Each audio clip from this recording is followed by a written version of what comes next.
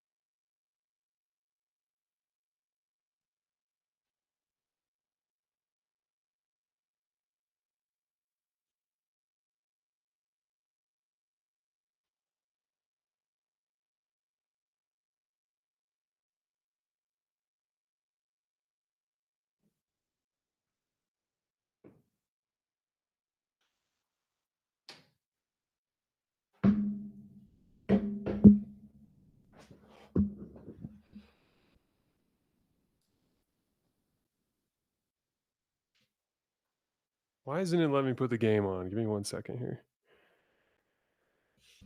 I suppose we can start with a different game while we wait.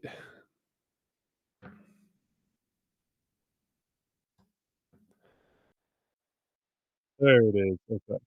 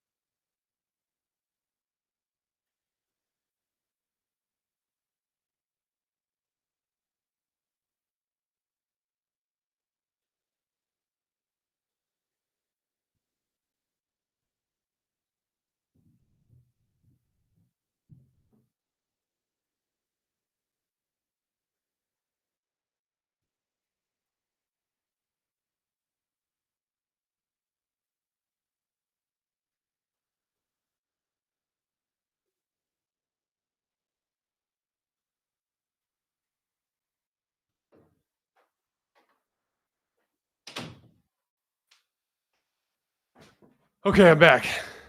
Sorry about that. I grabbed my drinks and then my wife wanted to watch the game tonight. She's a former college basketball player herself, and we've been watching a lot of hoops together as of late. So I was getting her set up on the laptop. Um, I'm out of breath because now I have a basement. That's where I work. So I've been going up and down the stairs like 3 times in the last 5 minutes. How's everybody? Thank you for coming to hang out. I'm a little worried tonight because Rui's out, and there's a very specific reason why that is a huge key to this matchup. So we over the years have seen like this very simple pick and roll kind of dynamic from the Milwaukee Bucks. Previously with Brook Lopez, now with Miles Turner. The essential dynamic is you have DeAndre Ayton as your pick and roll, like screener, roll into the middle of the floor guy, but Giannis is going to be guarding Rui in most cases the replacement for in this case, and I think there's going to be a lot of lineups tonight where the Lakers have two non-shooters on the floor, Ayton and Jackson Hayes, a lot of like Vando out there, and with that being the case, it just gives Giannis a lot of freedom to basically roam the back line in addition to Miles, and it's just going to turn Austin and Luka into over the top shooters, and they haven't been shooting the ball super well as of late. So this is just a specific personnel weakness for this specific game that I'm a little worried about. But hopefully, LeBron and Luka come out and just have great nights. The flip side of that is I don't think Milwaukee really has a person that can guard Luka except for Giannis. I think we'll see a lot of Kyle Kuzma on him tonight. Kuzma has guarded some of the bigger forward type dudes that you would deploy on that you would need a bigger forward to guard. Kuzma's taken that assignment a lot, so I think we'll see a lot of him. If the Lakers can force Giannis to guard on the ball, that will free up a lot of those opportunities around the basket off of the attention that Luka gathers. So I think that's going to be a dynamic to keep an eye on tonight. Let me tweet out a link. I'm excited to watch some hoops though. We're 0 for 2 on Laker games, so we need to get a good one tonight.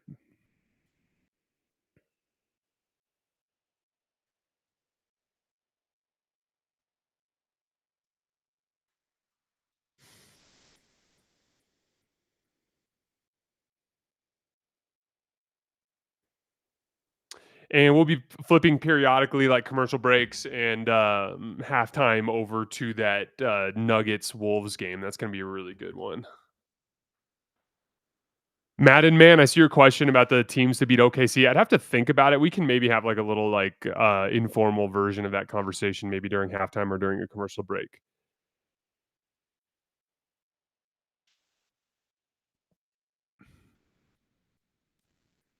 H Chicken says Brawny masterclass. We're gonna need a Brawny masterclass tonight.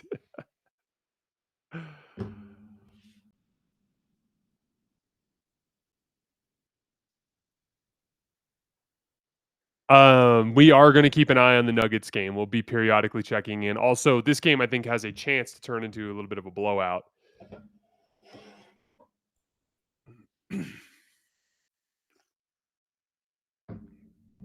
I wonder if JJ Redick went with the idea of starting Bronny specifically for guarding Ryan Rollins, who's been a huge pain in the ass for teams to guard as of late. I'm surprised they went with Bronny. I thought it would probably be Vando next to Laravia.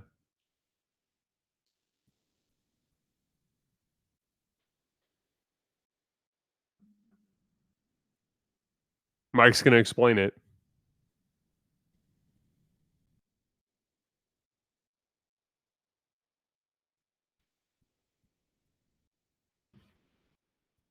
It's good to keep Marcus Smart back at the hotel. The last thing you need is a viral illness to run through this team right now.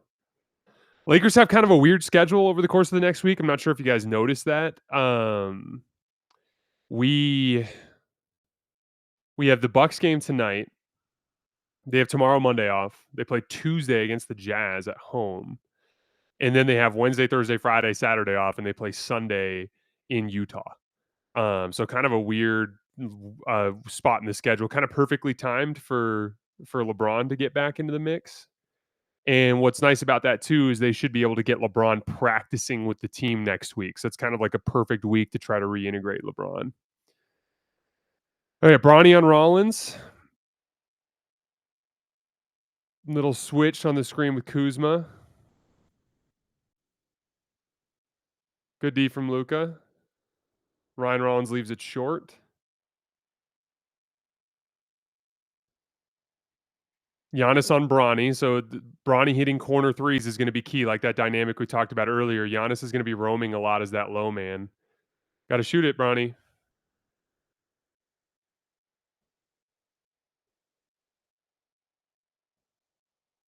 That's right. He had that big game against the Bucks last year in the blowout. Um,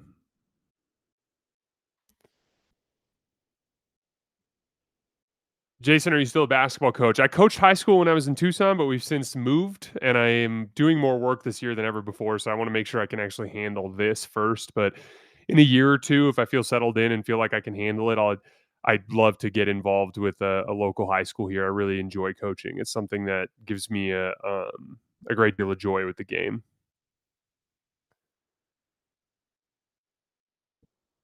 All right. They're coming way up high to the level. Bronny's open on the skip again. Got to shoot it, Bronny. Got to shoot it. Good move, Austin. Got a ton of separation on that step back.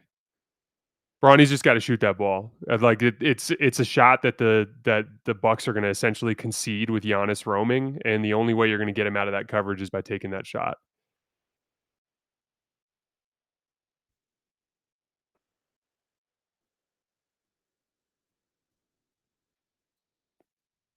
Kuzma getting the Luka matchup as we talked about before tip.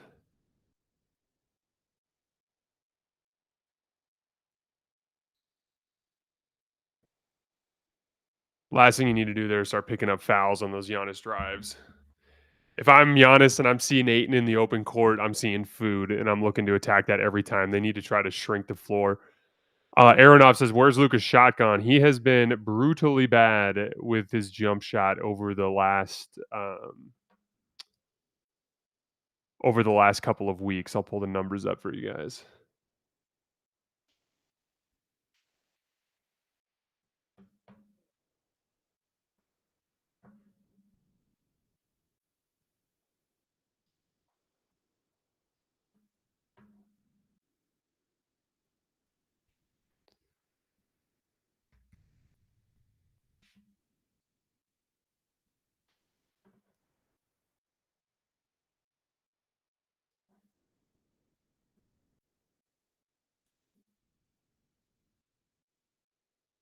Decent jump shooting game against the Pelicans last night, 1.08 points per shot, but OKC 0.44, Charlotte 0.94, Atlanta good 1.07, but then two more games, 0.75 and zero point 0.4. So he's had four really bad jump shooting games in his last six games. Little cross screen to get Luka deeper post position against Kuzma. Another skip to Bronny. Good extra pass. That was the right read on the rotation from Rollins. That's one where Bronny needs to make the extra pass. That other one in the corner, though, he's got to take it. Those are the kinds of shots that Giannis generates all season long. Just tons and tons of rim pressure and the team reacting.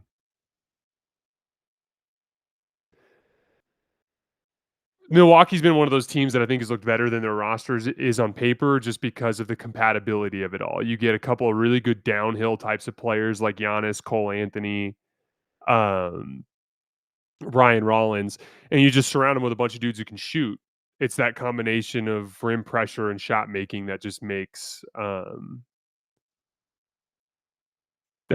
really difficult to guard. H Chicken says, "Do you think his struggles are injuries, fatigue, or just a slump?" I think it's just a slump. I think he's been a little bit kind of lackadaisical in the last week, mainly because of the 3 out of 4 bad teams that they've played. It's just really hard to get up for those kinds of games, and I think Luka's struggled with that. And he's not getting great separation. There's a lot of shots like that last one. A lot of shots like that last one over Giannis where, like, he's getting it off, but it's not like he's getting a ton of separation. I saw that a little bit against OKC too. It's like that's not a high percentage step back three like the ones that Luka gets where he gets lots of separation.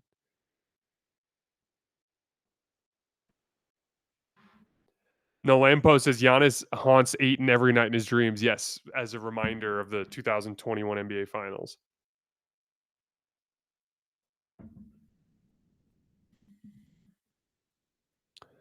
Little Ram screen to try to get a little bit more separation between Aiton and Turner. Great pass, great finish. So again, all that little down screen is there to do is to make it so that when Ayton goes up to set the screen, there's a bigger gap between him and Turner. That actually forces Turner to close out harder to the level, which can help Ayton get behind him, which is how Ayton got behind him for the lob. Great read from Rollins. Ayton was way too high. He was keyed in entirely on Giannis's roll, so the driving lane was open. Kuzma is applying a lot of ball pressure on Luka tonight. Up at the level again. Look at the tag from AJ Green. Laravia's open. I thought Luka missed Laravia there. Good take. Got into Turner's body.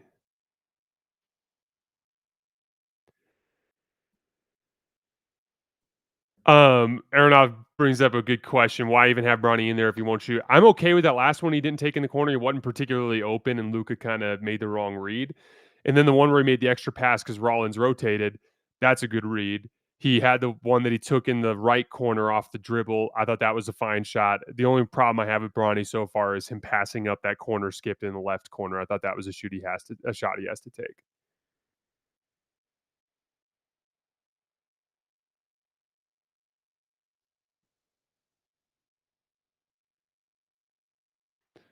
Let's see how the Lakers choose to guard these ghost screens with AJ Green. Those are so they just switch it. That's a pet action for the Bucks. They have AJ Green just come up and screen for Giannis, and then he slips out of it.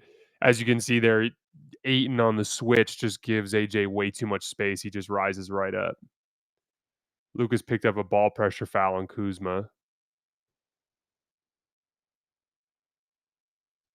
I'd have someone else bring the ball up the floor. I don't want Luka to wear himself out going up and bumping with Kuzma all night long.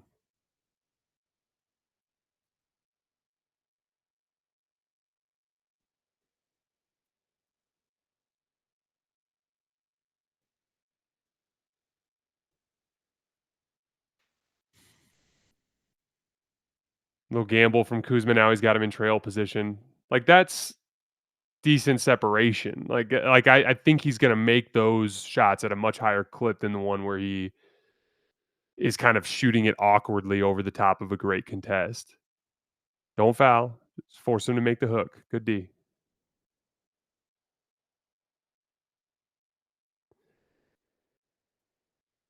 That's the shot that I think is Giannis's like next step for being like a truly unstoppable playoff scorer is that little left shoulder hook against the bump in the post. Turner up at the level. Austin was open. Little step back over the top.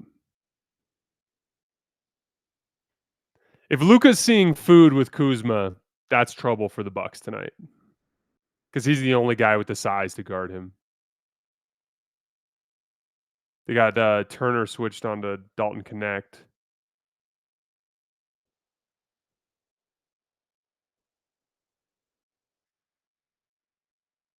Bronny was an early sub in large part because of that specific issue with the lack of aggression out of the corners. All right, I'm going to pull up this Denver game. We'll bounce back and forth if that's okay with you guys. This is a really interesting game on the docket tonight.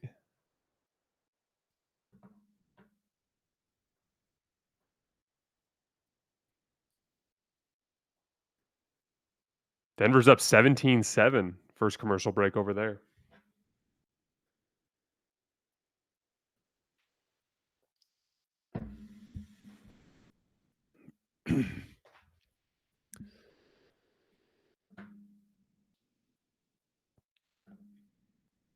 We got a couple commercials here. Anybody got some questions? Well, Giannis moved to a small forward role for the All-Star game. Wemby, Jokic. That is a ridiculous squad. What are they even doing for the All-Star game this year? They keep changing the format around. I barely pay attention. I've struggled with caring about All-Star for the last few years. That's a hard thing for me, and it's hard because in what I do for a living, I should care more, but I don't care much about awards, and I don't care much about All-Star. I know that can be lame, but it's just something that I really struggle with. That's why you guys don't see me do like extensive breakdowns of like second team all defense and stuff like that.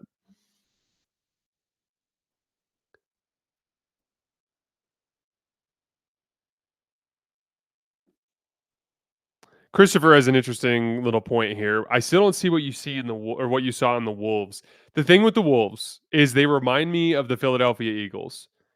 At any point in the regular season, there's like 2 or 3 different stretches where you watch them and you think they're absolute garbage.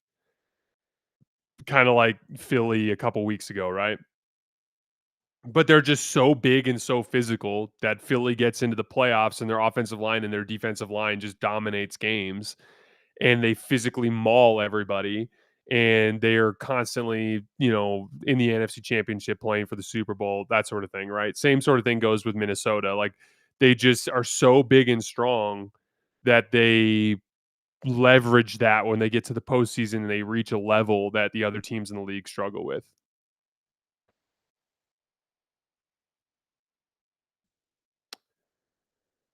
Um, Yuri has an interesting question here. Jason, what do you think of the Lakers' offensive organization? I confess I expected more from JJ. One of the things that I've learned over the course of this is my fifth season covering the NBA, fifth total season, I guess fourth full season because I started halfway through 2022.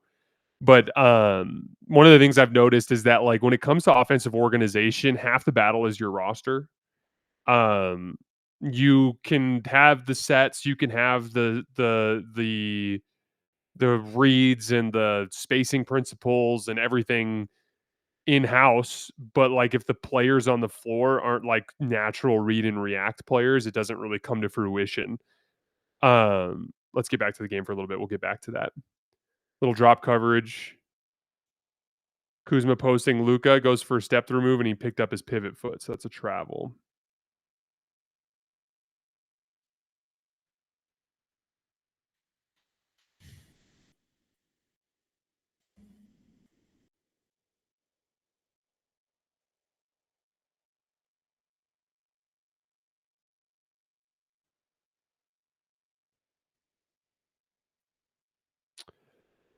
All right, a little Austin Luka two-man game to get Luka switched on to Ryan Rollins. A little flare screen for Dalton Connect on the weak side. Laravia snuck along the baseline, drew the foul. Nice take from Luka. Hand in the cookie jar there. We have Jericho Sims sighting.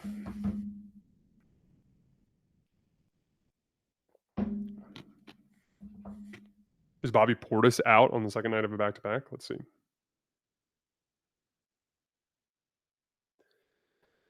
I saw he got dunked on pretty bad by Trey Mann last night. I'm not sure if you guys saw that. Matt says love from Ireland, Jason. Matt, what's up, man? Always love to hear when we have people overseas that support the show. Glad to have you here, man. Will this be remembered as the LeBron or the Steph era? I think if you're a Golden State fan, it'll be remembered as the Steph era. I think if you're outside of Golden State, as long as you're not one of those dudes that just hates LeBron for whatever reason, you're going to remember it as the LeBron era.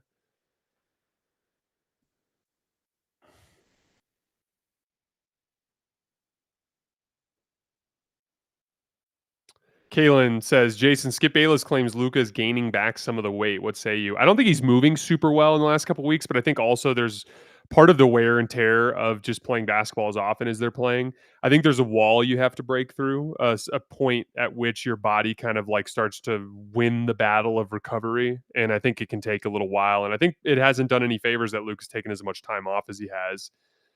I think it'll help when Luka actually starts playing every night for a few weeks. I think we'll see him break through.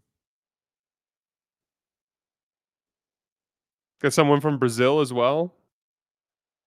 I don't want to mispronounce your name, and I'm gonna guess it's Jao, but I'm glad to have you here as well. Well, Kuzma's taking the corner threes. He's not knocking them down, but he's taking them. Verticality from Jackson. Great verticality. Great save from Laravia.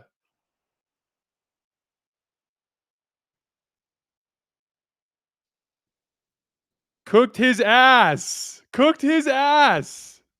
Luka is torching Kyle Kuzma, and that is the two early dynamics you're seeing. Luka is not being guarded well by Kuzma, and then Kuzma's missing the corner threes that the Lakers are conceding to him. That's two trends that are not going well for Milwaukee early.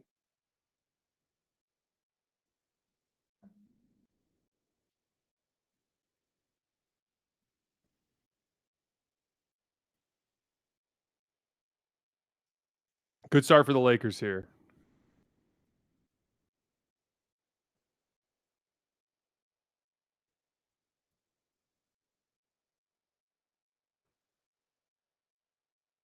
It's a good look for Rollins. He's been hitting that shot this season.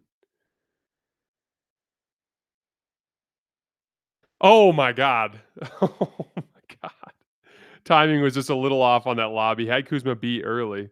Gary Trent's going to knock that down. He's a great shooter. Oh, missed that one.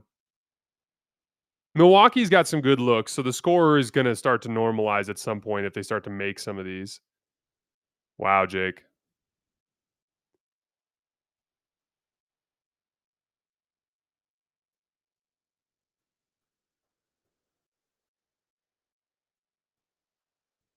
Tough bucket there. They were in kind of like an ice setup with Jackson waiting. Dario from the UK, what's up, man?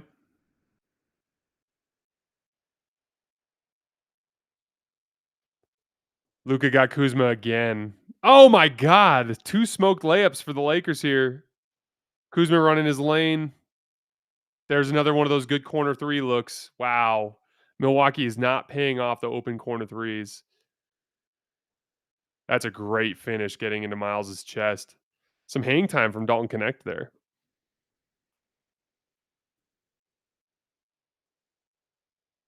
There's no help. Ryan needs to look to drive quick. Okay. Get a switch.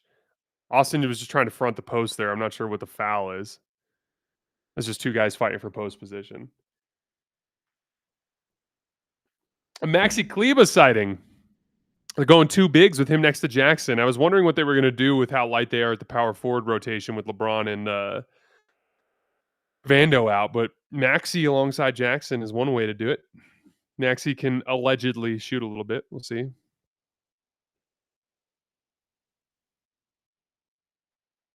Another person from London.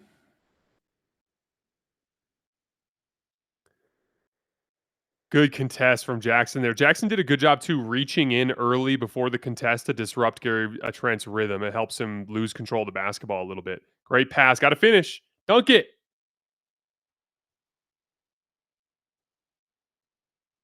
Yeah, he's got to go up and finish that.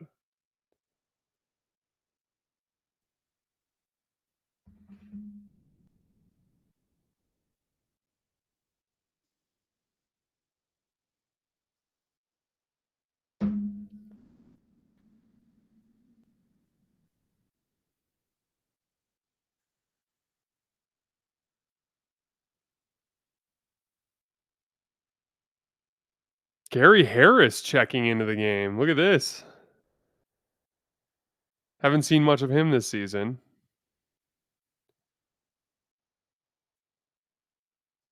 Harkin asked if I had any serious injuries during my hoop career. I had a stress fracture in my right foot in between my first and second year playing in college, and it healed up over the summer, but I was kind of a little overweight and a little slow to start the season. I wanted to work out over the summer, so I did a ton of weight training.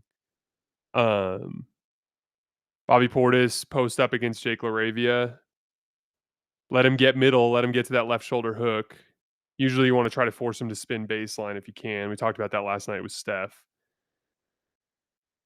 Luka splits the double. Oh my god, they finally connected. I thought that was going to be off again.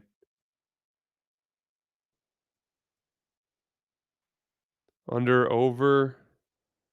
Good deflection from Jackson. Oh, Jake.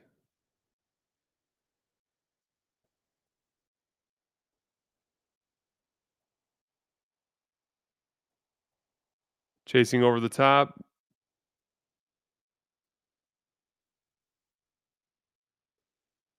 Jake's got to do a better job of keeping Jericho off the glass there when they switch.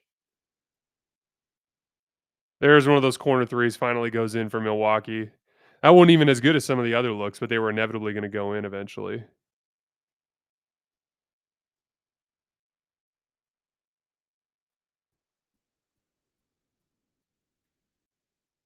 Luka's looking very comfortable tonight.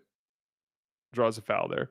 Anyway, I ended up I was, like, playing at, like, 205 my first year in college, and I wanted to do something that summer. My foot was broken, so I ended up lifting a ton of weights, and so I put on about 20 pounds of muscle. I was up to about 225. In that additional body weight, plus just being away from the game for a while, I had a really rough first semester, and then I kinda, like, got my feet back underneath me the second semester. It was just weird. I didn't trust my foot either. It just took a while, but, I would call that a not very serious injury because I was only out for about 2 months. So I have not had anything that was more significant than that when I was playing in college. I had an Achilles issue a couple years ago that's more like a dude who's in his 30s now and his body can't handle playing anymore. A little different. Bear with me, guys. I'm gonna post this clip.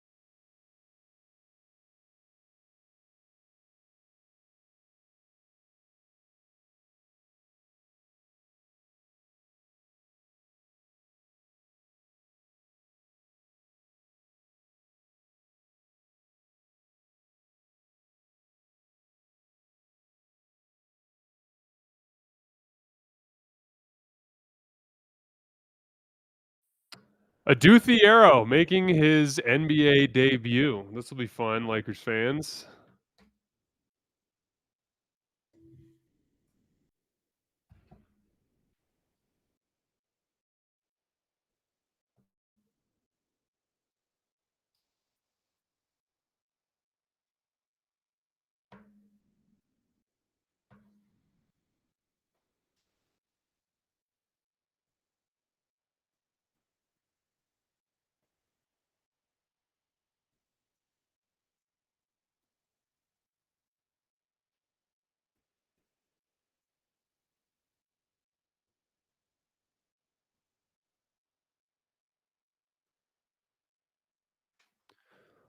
All right, Adu Thiero starting on the ball, guarding Cole Anthony. See how he looks on the ball, gets over the top of the screen, the peel switch, another switch with Kleba. Good closeout from Luka. The dude's on Bobby now. A dude's looking big out there. You know, don't see too many big athletes suit up for the Lakers.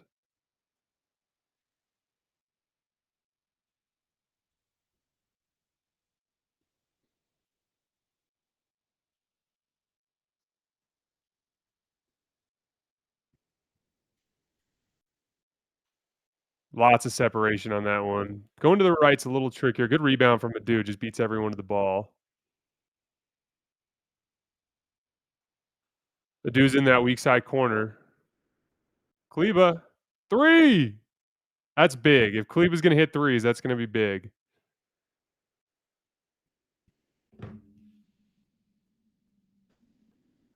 Kleba on Giannis. Good close out to the corner from Dalton there. Do peel switch. Battling Giannis gets in front. Great shot from Bobby.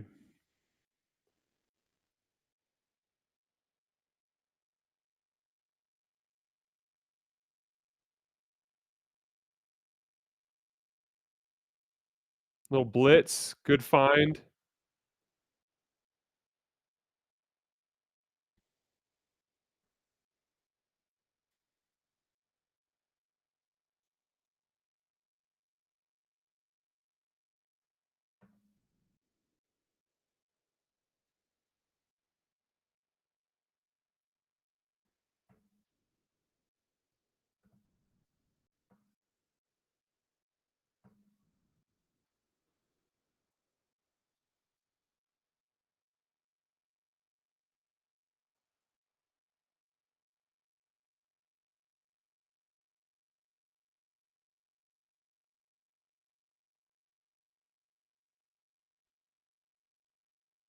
The question is when Gabe comes back, is he gonna have a spot in the rotation if they're healthy? All right, good first quarter for the Lakers. Let's see if they can close it out with a stop. We have Giannis with a 1-4 low against Kleba. They're setting a little ghost screen with Gary Trent. They switch it. Good contest from Kleba, just lost his feet. He made him break his rhythm a little bit at least. That's good defense. All right, let's check in on Minnesota. Minnesota has come all the way back from their early deficit.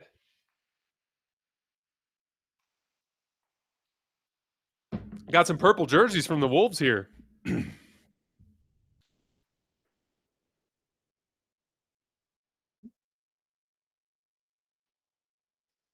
little bit of a 2-for-1 from Ant there.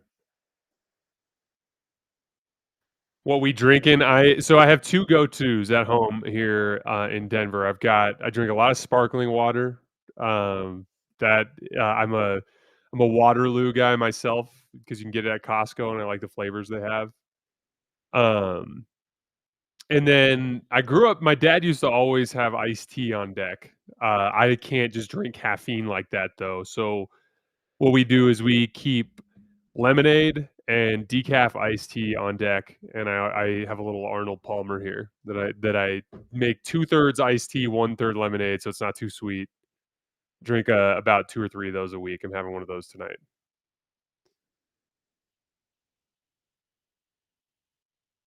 Well, Minnesota ends up leading after 1.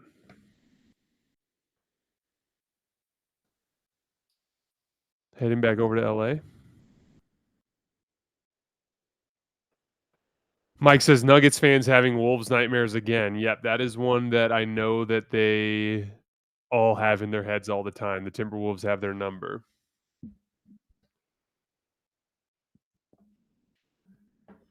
GOAT status, I already love these Adu minutes. I agree. If not even necessarily because of Adu, it's just anytime you see a real hard playing athlete with some real physical tools touch the floor for the Lakers, it's just a jarring sight to see.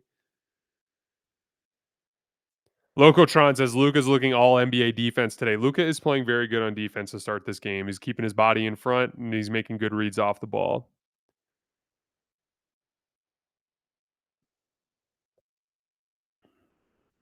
Hunta says thanks for asking my mailbag question last week. Which question was it? I don't remember. If you don't mind reminding me. But I love talking hoops with you guys. It's my favorite thing about the mailbags. I get to hear your guys' perspective, and then we can go back and forth a little bit. I love that we do those every week. It keeps us interactive. And thank you for supporting the show.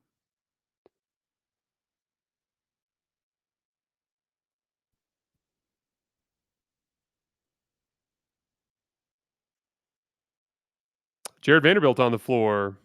So Adu's first shift is already over.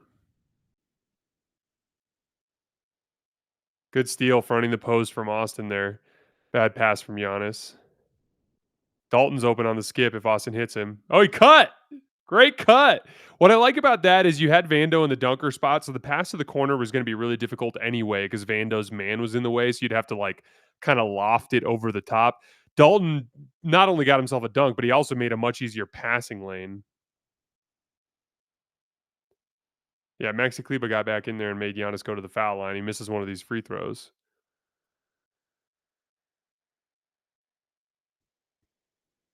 The Austin Reaves Luka long-term partnership. Gotcha.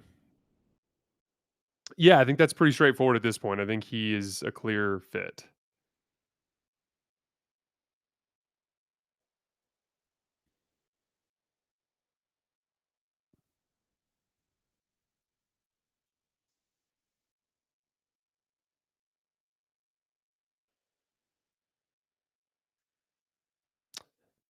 Aronoff says, Jason, who's the best person to guard Giannis on the Lakers? That's a tough question. When they're healthy, it's probably LeBron. With who's in the lineup tonight, I want to see a little bit more of Maxi. I think Maxi or Aiton are probably your two best bets. The key is just to try to get him to settle if you can. But the thing with Giannis is if you give him too much ground, it turns into a runway, and Giannis with a runway can draw a lot of fouls.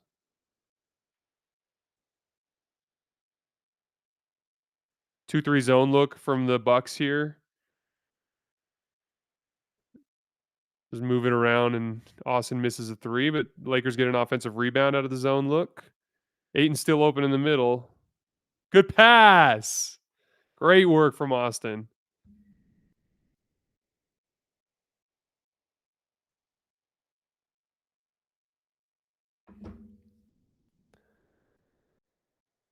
Really aggressive switch from Kleba there. Picked up a foul. He's probably not going to play too much tonight, so I'm not opposed to him being physically aggressive while he's out there.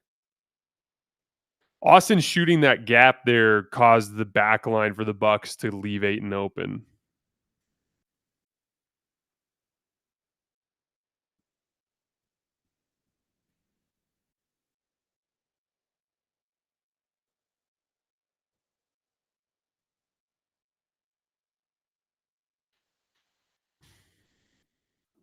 Zone look again. Screen the top man. Austin's going to try to get in the gap. Little midi. Oof.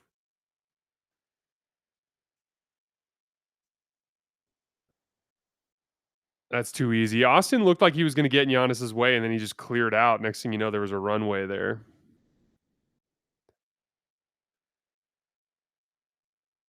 Still in the zone look. I like that shot. I think Ayton's got to take that against the zone. Kaylin says, Jason, do you plan on going to any Broncos games? Eventually. My next door neighbor actually was a concussion specialist for the Broncos for a while, and he's been offering to take my wife and him and his wife. So I'll probably end up heading out to one with them at some point. Oh, Vando got jinxed by the announcer. That's a clean look for Cole Anthony. He hasn't shot the three super well this season, though.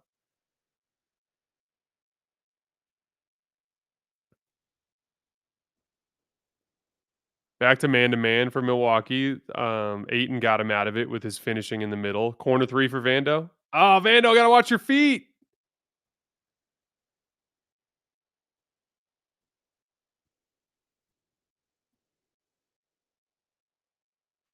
Hey, Jason, you reckon there's a generationally huge gap between the West and East at the moment? Feels wild at the moment. You know, it's funny. I haven't actually looked at the East versus West record yet. I'll do it on the next commercial break, though.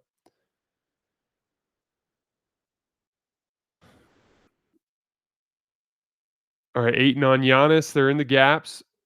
Good D from Dalton. Don't foul. Vertical. Don't foul. Vertical.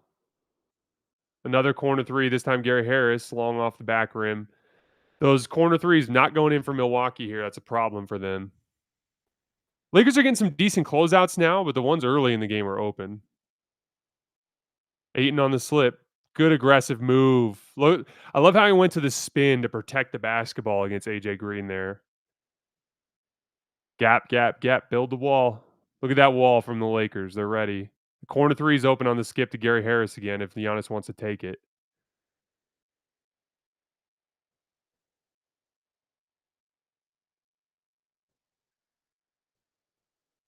Is that Ayton's second?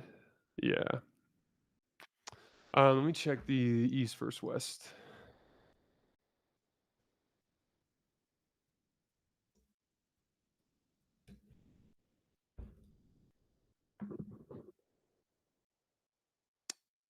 So far to start the season, the Western Conference is 29-23 versus the East. That is a 56 win percentage, which is higher than last year, but not quite as high as the year before. It is 1, 2, 3, 4, 5, 6. The seventh. No, wait. 8th highest win percentage for the West since 2010. So kind of par for the course for how good the West has been over the East in general as of late.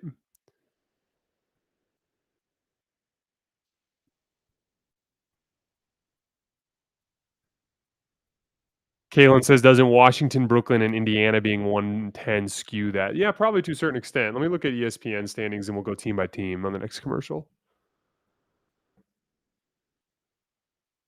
All right, little horn set for the Lakers. Laravia enters into Luka, and that flows into a wide pin down for Austin, and Austin shoves AJ Green in the back, gets an offensive foul.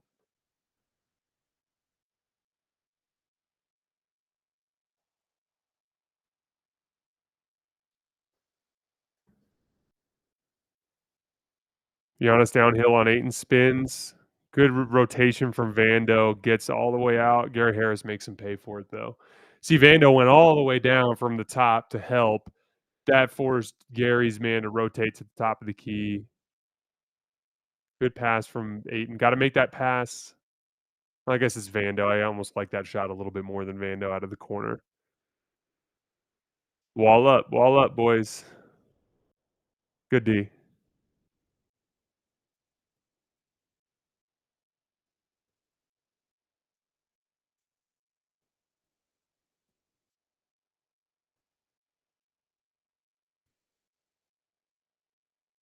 Oof. They defended really well, and then Ayton kind of stood up and out of his stance like he got fatigued. Okay, so Detroit, the Pistons are 4-0 versus the West so far. The Knicks are 2-0 versus the West. The Cavs are 1-0 versus the West. So the top 3 seeds in the West are all 7-0 versus the West. Atlanta's 4-1 versus the West. So to Kalen's point, they're 11-1. The top 4 seeds in the East are 11-1 versus the West so far. Small sample, obviously, so there's a lot of noise in there. But Bucks are 2-2 versus the West. If they lose tonight, they'll be 2-3. We'll see what happens. Philly has not played a team in the West yet. Toronto's 1-3 versus the West. Chicago 1-1. Orlando 1-0. Miami 3-3. That's your top 10 right now. So yeah, to Kalen's point, the top of the East has been very good versus the West this year to start. Bucks hanging around here.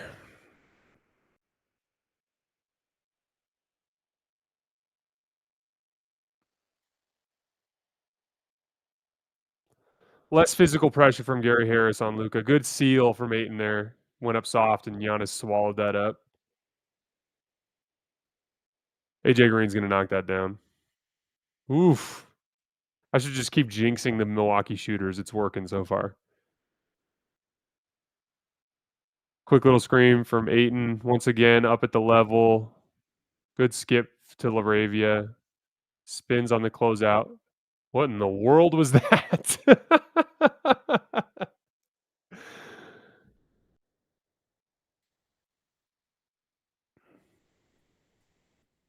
Good defense. Oh my God, it's like the third time this game they've had it. Good battle from Luka to get that loose ball. Good work. Luka diving on the ground there earned the Lakers 2 points and stopped the Bucks from getting a putback.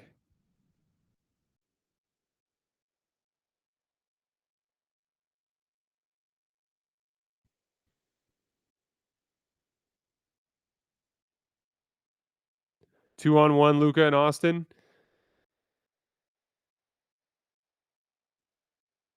Good little run out for the Lakers. Are doing a good job stiff arming them to this point.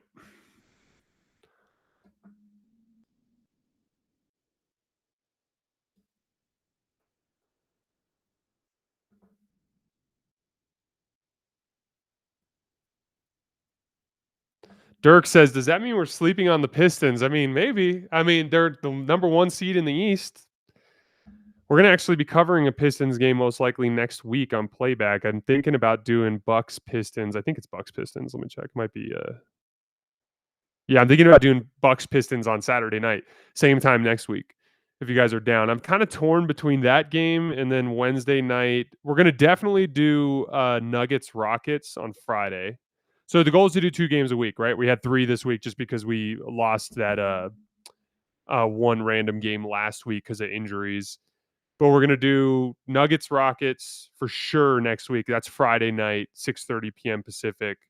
And then we're either going to do Bucks Pistons on Saturday night. That's an NBA TV game. Or depending on some stuff with my schedule, I'm also looking at Rockets Cavs on Wednesday night at 5. I'm not sure which one of those games kind of stands out more to you guys.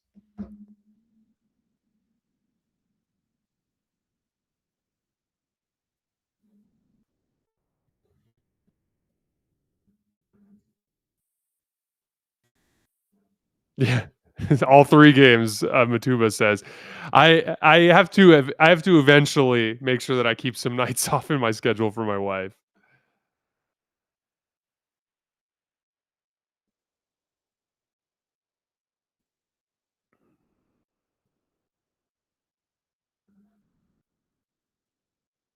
Yeah, that's the other thing too, is if LeBron announces he's coming back for that second Utah game on like Sunday night, I may do that one instead. But also I could even just factor that in for the next week's schedule. And if I did a third game, it would be that one.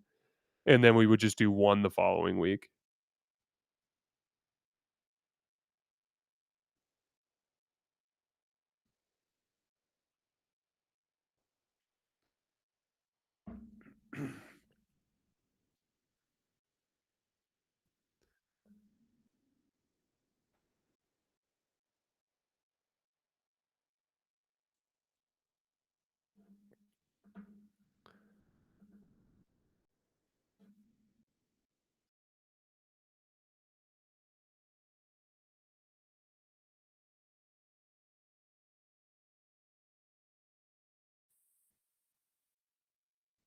Man, the free throws been a little bit of an issue for the Lakers this season.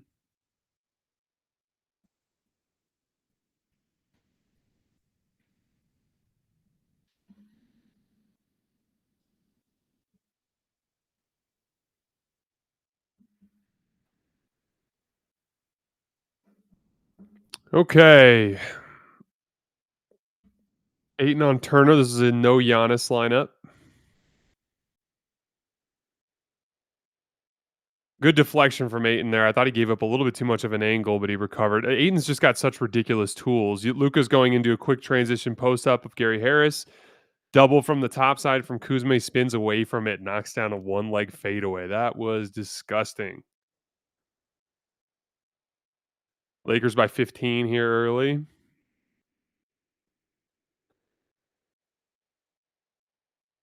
Aiton switches onto Rollins. That's too good of a look. They're lucky AJ missed that one. A little bit of rebounding issues for the Lakers starting to show up.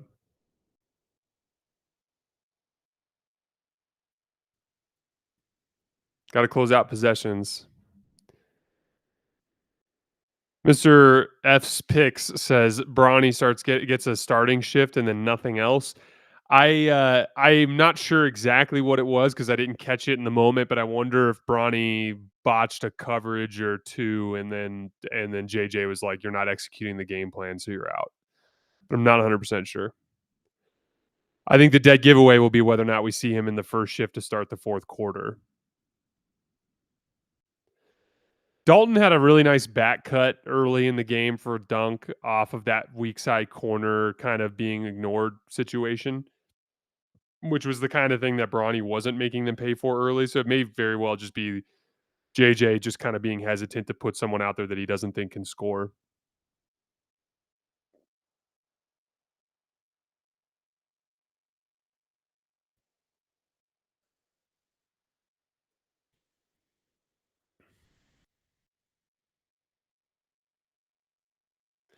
Luka's been doing that this year. Like instead of just throwing the damn skip pass, he like forces it to the roll man with inside position.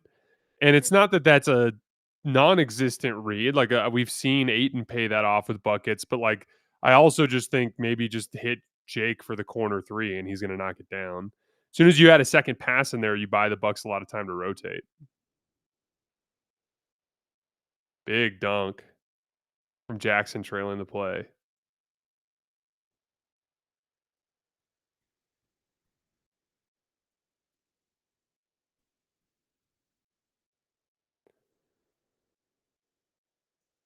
Another switch, Laravia on Rollins.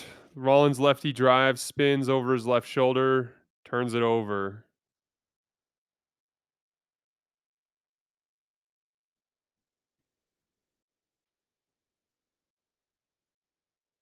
Oh my goodness. Got a great look too.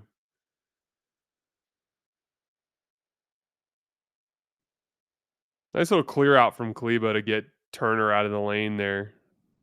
A little bit of gamesmanship from Kleba.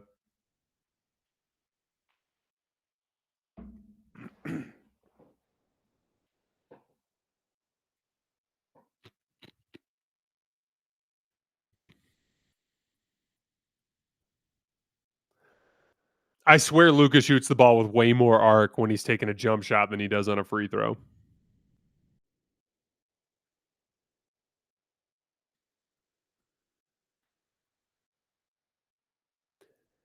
I think the Lakers have played really well. I think they've looked to be playing better basketball early, but I also think shot variance has gone a little against Milwaukee. Meaning, I don't think the Lakers are going to just cruise to win by 20. I think this is going to get competitive at one point with the Bucks knocking down some shots. But I think if the Lakers keep playing like this, they should win the game. Luka's getting an impromptu triple team and shoots over it.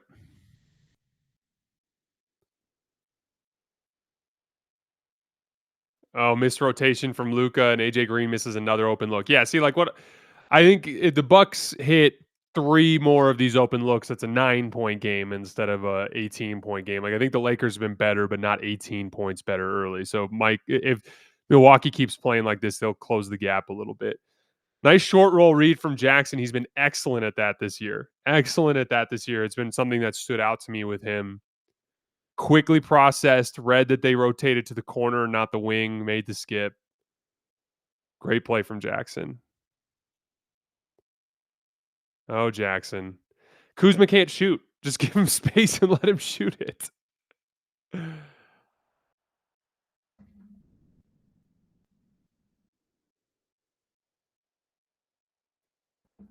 Mike says Bucks are 4 for 17 from three. If they make three of them, then they're 7 for 17. That's 41%, and the Lakers are still up by 12. So, like, I mean, shot variance is certainly playing a role here, but the Lakers are playing better basketball.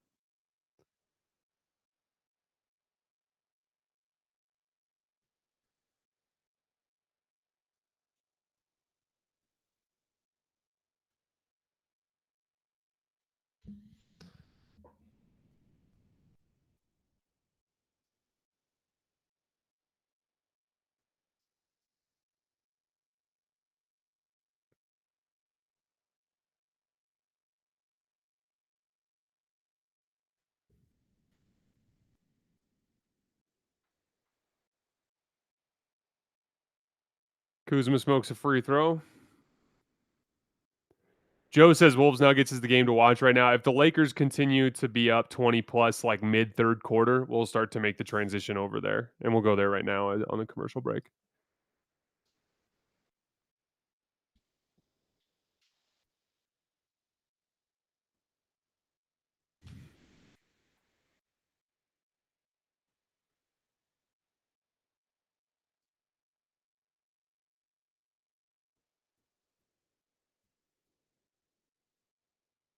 Such says Kuzma is the worst thing to happen to the Bucks since Drew leaving. I know Kuzma's not having a good game tonight, but Kuzma has been playing better as of late. And I'm generally a Kuzma fan. Most people who rooted for the Lakers during the Kuzma era are Kuzma fans because especially his last two seasons there, 2021 in particular, he was just really good. He was just really good in a lot of little details and helped the Lakers win a lot of games. Oh, Strother was open on the inverted ball screen, just smoked the catch.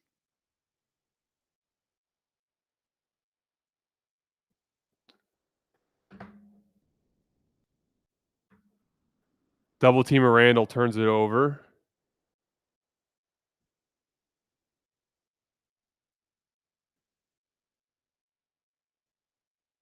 Oh my god, Bruce Brown makes that effort to get back and he smokes the layup.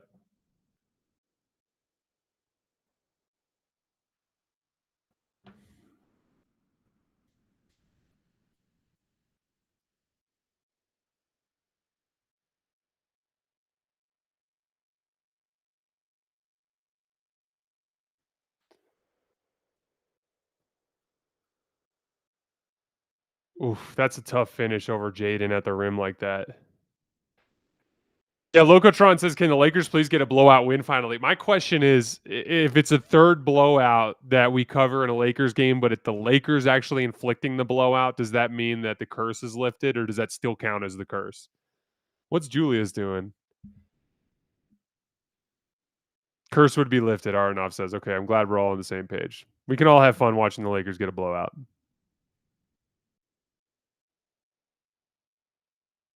Caitlin says any Lakers win lifts the curse.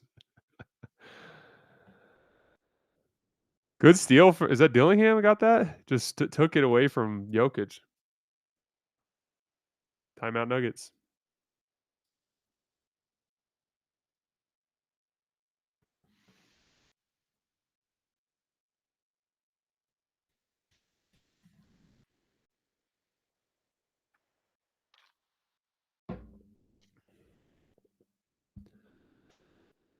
It's Hunter says, "How are you feeling about Denver now compared to your preseason prediction that they would be one of the 2 or 3 best teams in the league?" I feel very much exactly where I was with Denver to start the season.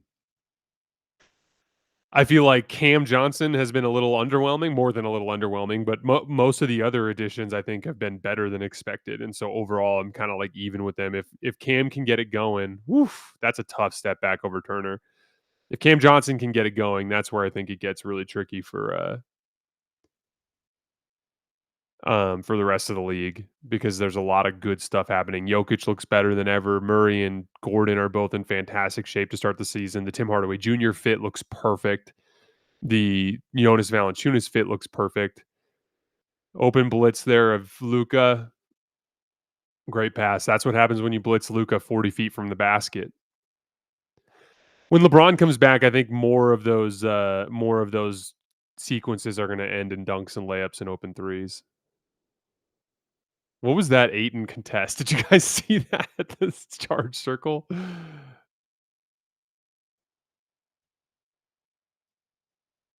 What a pass! What a pass from Austin. Little soft lefty feed in there from Ayton.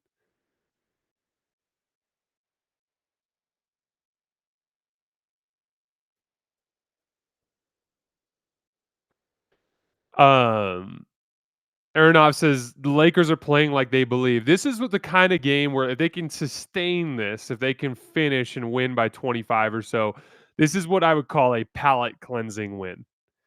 Because if you get this one and you blow them out, it removes some of that bad taste in your mouth from that OKC destruction.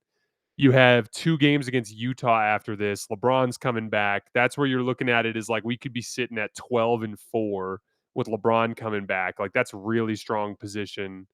An excellent start to the season. Oh my God, Luka. Oh my God, Luka.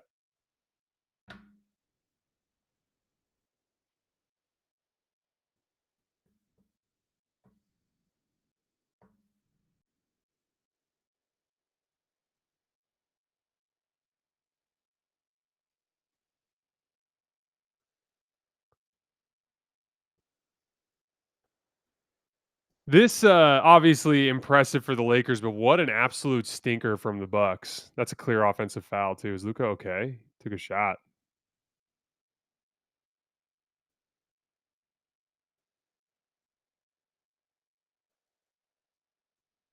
Luka okay?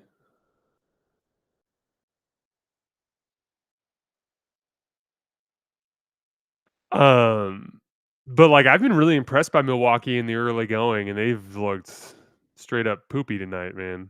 Oh, I think he hit his head on Aiton's knee. Ugh, that's not good.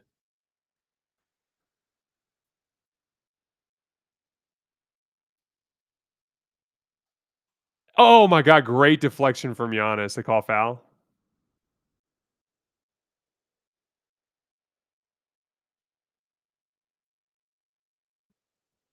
The finesse is I was at the Atlanta game, and I can say this is bringing my joy back. Yeah.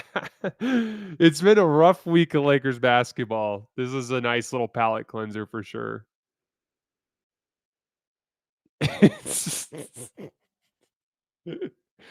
You're hilarious, Kalen.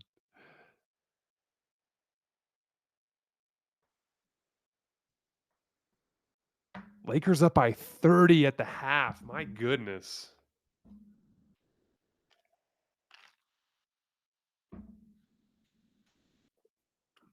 All right, the Lakers are stopping a bucket away from doubling up the Bucks in the first half. Let's see what they got. Little switch on the Giannis action. Jake Reaves fronting the post on Giannis, picks up a foul. That's going to reset the shot clock to 14.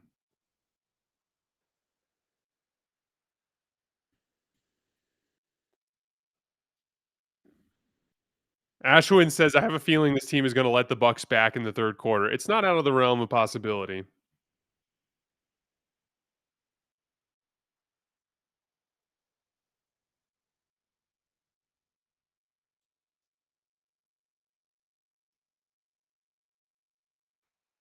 They've done a good job on those switches, fronting Giannis and pushing him out further in post position. They're absolutely swarming him at the basket, and then they've just rotated around on the perimeter. And the Bucks have missed their open threes, and they haven't made any contested ones. But again, if you think this is just shot variance, I mean, look at the scoreboard, guys. This is a complete and total outclassing happening tonight.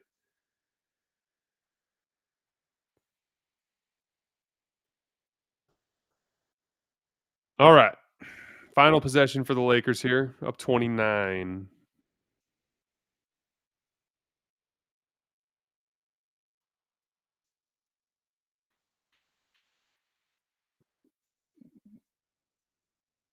All right, Luka's got Rollins now. Was he deliberately trying to bank that? Oh my god, I think that might count.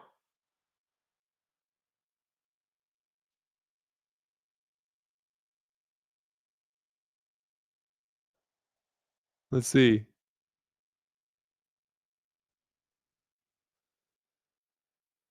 I think that might count, guys. I would like to see a different angle. Is JJ gonna let a smile happen here? Look at him. Just he had a smile and he quick cleared it.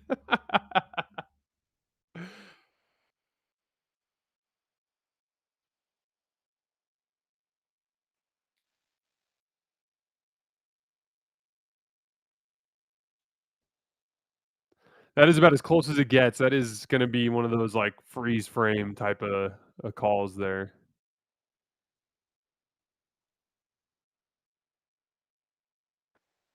I agree with JJ. We were calling that out there in the middle of the second quarter. The Lakers consistently did a good job getting back and building the wall on Giannis. Let's head over to Minnesota.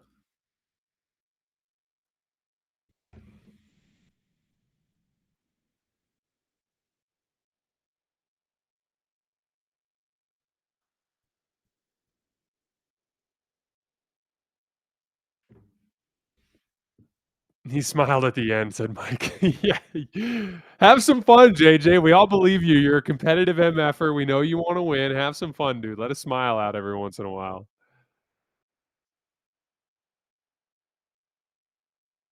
That was a bad hedge, and they lost control. When you throw a hedge like that and you don't contain the ball, then you're essentially just letting them play 5 on 3 because you've blown 2 defenders and you didn't stop the ball handler. That's like an absolute death sentence.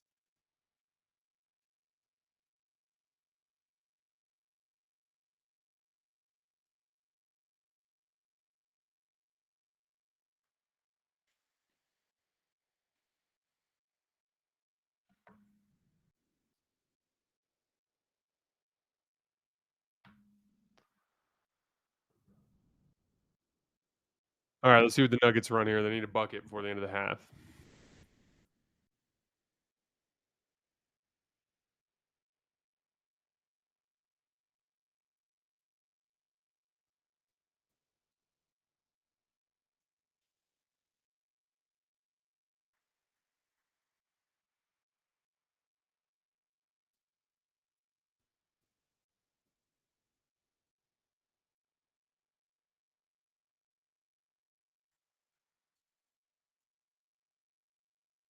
Foul to give.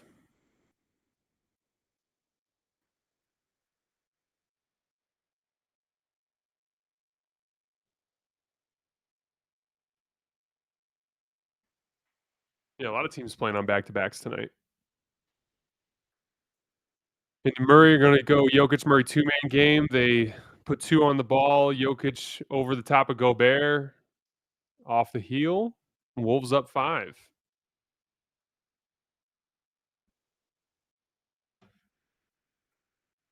Kalen asks an interesting question here. Who are notable players that you are lower on relative to the consensus? Let me pull up. I'll just pull up points per game and we'll go down.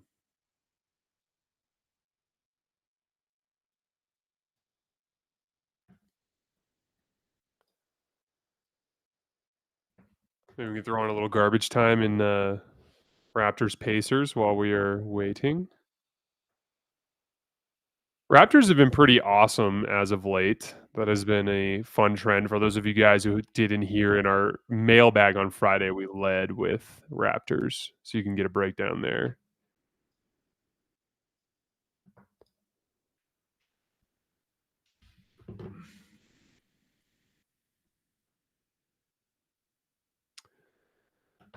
Luka, I'd say I'm higher on than consensus. All those guys at the top, Luka, Giannis, Shea, I'm pretty standard high on.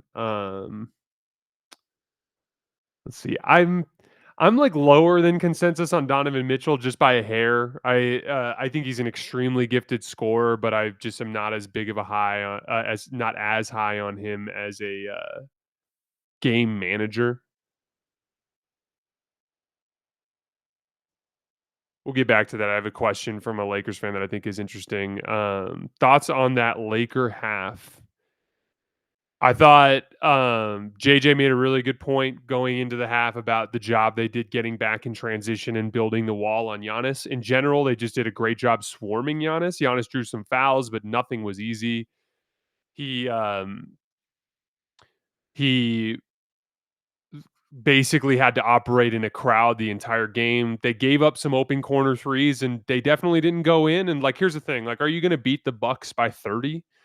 And every single night? No, of course not. But like, is there a version of this game where the Bucks play more like the Bucks, but you're up 62-50 at the half and you're in good position to close the game out in the second half? Yeah. And that's what happens if some of those corner threes go in. But as long as you take away the easy stuff, you take away the transition stuff, you throw some more of those closeouts, so those shots are just tougher. They're gonna skew more towards missing. And then on offense, I think is really simple. Like, they don't have anybody that can guard Luka. Luka's consistently getting to his spots, and they're paying off double teams with good reads in the middle out of the short roll. We had that Jackson short roll read to Dalton Connect up on the left wing. Ayton has been monstrous finishing around the basket. But in general, the Bucks have been absolutely hopeless to guard the Lakers in their spread pick and roll sets. And like, this has been a theme for basically the entire league except for Oklahoma City. Like, Luka and Austin have picked everybody to pieces, and other teams haven't been able to keep up with that. Let me see. Clean. I'm gonna go pull up cleaning the glass so you guys can see. You guys can see the Lakers half court offense in the first half.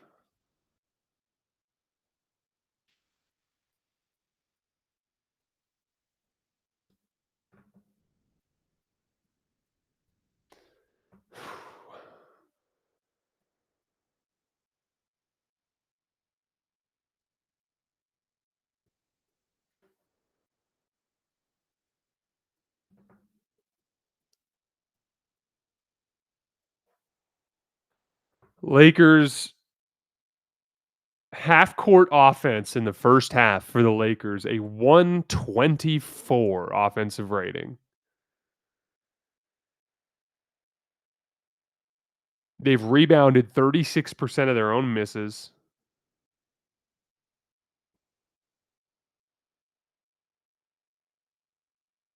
They've held Milwaukee to a 63 offensive rating in the first half, in the half court.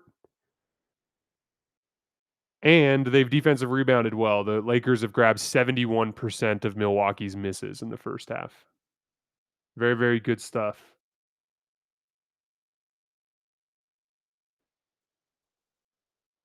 Lakers transition defense. They've allowed the Bucks to get out in transition on just 14.6% of their possessions. That's a very good number.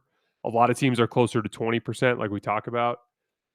And the Bucks have just a 33 offensive rating in their transition pushes in this game. So very good transition defense from the Lakers in this game.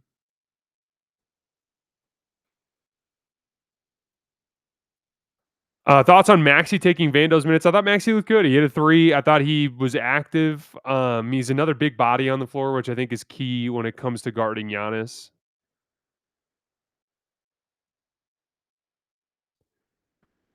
Um,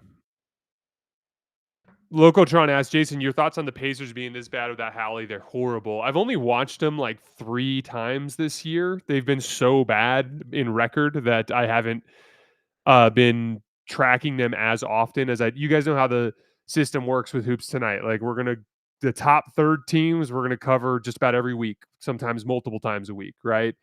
The middle third teams we're gonna cover about once a week. And then the bottom third teams we're going to cover like once a month, maybe even less often than that, depending on if they're in the bottom or not, right? And with the Pacers, they've just I will say that I'm stunned just looking at it, just because they have had a good amount of their guys. Like Pascal Siakam has been um, out there most of the time. They had a game with Nesmith and Nemhard and Siakam all playing the other night where they got blown out. So like I'm surprised at how bad they've been, to be honest with you. I think it's a combination of the lack of the center rotation, just guys being in and out of the lineup. But like I can't think of any explanation for why they're as bad as they have been. Ice Bear says, "Can you explain what the Blazers are all about? On paper, I can't figure out why they're playing that well, and I haven't been able to watch any good games yet." Blazers are a team I've watched quite a bit this season. They're one of the top 3 transition teams in the league. Portland, I'd include. I'm kind of including Toronto in this mix now too, but like Toronto, Miami, Portland, and who's the one I'm missing? Toronto, Miami, Portland, and Chicago. Those are the 4 teams that are like running like batshit crazy every single night. And it's one of those things where when you have as athletic as a team as they do, and you ball pressure as much as they do, and you force as many turnovers as they do, they're winning a lot in those margins. On defense, they make teams uncomfortable because they pick you up full court and they pressure you all game long. That plays opposing stars into rough nights. And then on offense, like part of it is Denny Avdia. Like I talked a lot about this in the season preview, if you guys remember. Like there were 2 guys for Portland that got off to crazy starts last year. There was or I shouldn't say crazy starts. I got off to crazy finishes last year. We had Denny Avdia and Shaden Sharp. Those 2 guys just put up ridiculous numbers to end last season. And if you dug into it on film, like Shaden was taking a lot of shots and making a lot of shots, but a lot of it was just kind of like gunning scoring in a lot of ways. There wasn't a lot of like refined process to it. And so when I saw that, I was like, okay, Shaden's a good player. I'm still high on Shaden, but Shaden still strikes me as kind of like a feast or famine scoring guard, a guy who's going to have nights where he shoots the ball really well and it's a problem for teams, and the nights where he doesn't shoot the ball as well and it's not as impactful. Kind of more of like closer to Jalen Green than he is to Devin Booker, like more of a refined, playmaking guard. When I watched Denny Avdia, I was seeing like this very measured, patient, replicable approach where it's like he's big and strong. So when he gets any sort of angle or leverage on a defender, he can trap that dude on his back or on his shoulder and kind of methodically work into the middle of the floor and wait for the defense to react. And if the defense doesn't react, then he can get to like a floater. He can get to some sort of weird step through or find an angle to finish. And if the defense does react, pretty high level passer. And then, he doesn't have the unbelievable shot making ability that Luka does, but he can shoot the ball pretty well. And one of the things he does have is he has like this kind of slashing athleticism piece where he's actually like a pretty imposing athlete when he gets his momentum going downhill. So when I was watching all the Denny Avdia stuff over the summer and trying to like think about how much of it is going to project forward to this season, I was like, Denny looks for real to me. And I actually said in our season preview, if you guys remember, I said that he was going to come out this season and probably put up monster stats, especially with the Scoot Henderson injury and him leaning into ball handling more. And so between having Denny play as well as he's been having, as well as he's been playing, the strengths of the defense to transition element, they're just like a really difficult team to play because they win on the margins and they have a better ball handler than people think.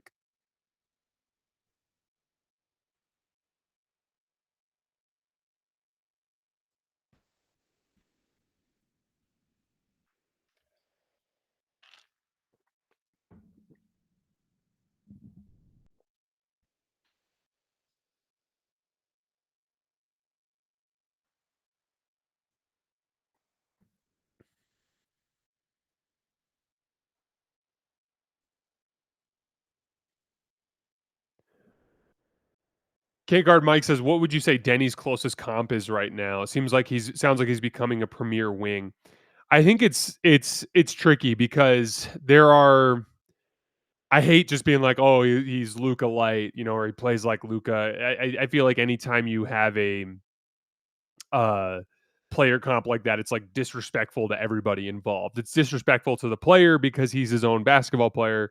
It's disrespectful to the star because you're comparing him to a player that's lesser than him. And so I hate saying that. But the reason why I say Luka is like there's a specific pace to Denny's drives and ball screens, and he's so big and he's so good at getting the defender kind of trapped on his side or on his back. That's the stuff that kind of reminds me of Luka. And there's a little bit of like a measured approach around the basket that works, but it is different. Like he isn't the type of insane mid-range shot maker that Luka is. He isn't the guy that's going to bang 5 or 6 step back threes a game. But he also is a guy that brings like a downhill element, and he's a better perimeter defender. And like, so like he's his own player, but he kind of reminds me of that Luka archetype of just big, kind of like methodical playmaker. Kate Cunningham's an interesting example too, Suge says in the chat, and I agree with that. Back to basketball here. AJ Green slips out of the go screen with Giannis. Long. That's that pet action that the Bucks love to run.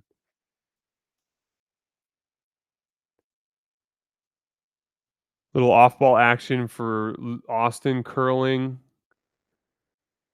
Austin's got to set a better screen on Kuzma there. Good skip to Laravia.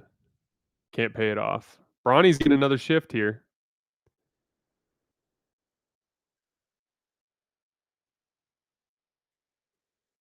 Bronny picked up Giannis early there, but the rest of the team wasn't set the way they needed to be set.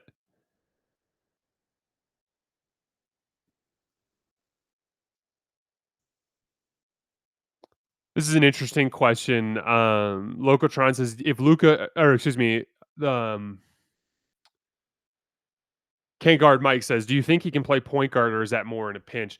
It's not so much like, to me, point guard in the NBA is kind of like an irrelevant term. I look at like there's dudes who can run action, like really run action and make reads, and then there's dudes who can score with an advantage, and then there's dudes that are like straight play finishers, right? So like if you the guys that are the difference between like a guy who can really run action and make reads versus a guy who's like a scorer is the difference between like Devin Booker and Jalen Green, right? Like Devin Booker is a guy that you can give 25 ball screens to in a game and he's probably going to get 30 points out of them, right? Including passes. But if you can't do that with Jalen Green, because Jalen Green is going to get, he's just going to basically look to score out of those actions solely. There's value in scoring, but a guy who can run action and can actually make the reads is a guy that you can give more high volume ball handling to. Left AJ Green wide open on that one. Little sleepy defense there from the Lakers. The difference between like higher level, like score with an advantage guys versus straight play finishers to me is like the difference between like a Jake LaRavia versus what a shot from Austin over the top of Ryan Rollins. That to me is more the difference between like Jake LaRavia and what Dorian Finney-Smith was last year. Like Dorian Finney-Smith, if you gave him a wide open catch and shoot three, he was knocking that thing down. He was a play finisher in the purest sense. He could hit catch and shoot threes at an extremely high clip. But as soon as you asked Dorian to put the ball on the floor or make higher level reads, it kind of fell apart for him. Jake LaRavia is not the knockdown three-point shooter that Dorian Finney-Smith is, although I think he's capable. He hasn't really shot that well as of late. But Jake is a guy that can do a little bit more off the bounce, a little bit more of that high-level closeout attacking. Early run for the Bucks here. They cut it down to 26. Couple of transition pushes for Giannis, and then they gave 2 wide open threes to Miles and AJ Green. Bronny's open. Gotta knock it down. Good look.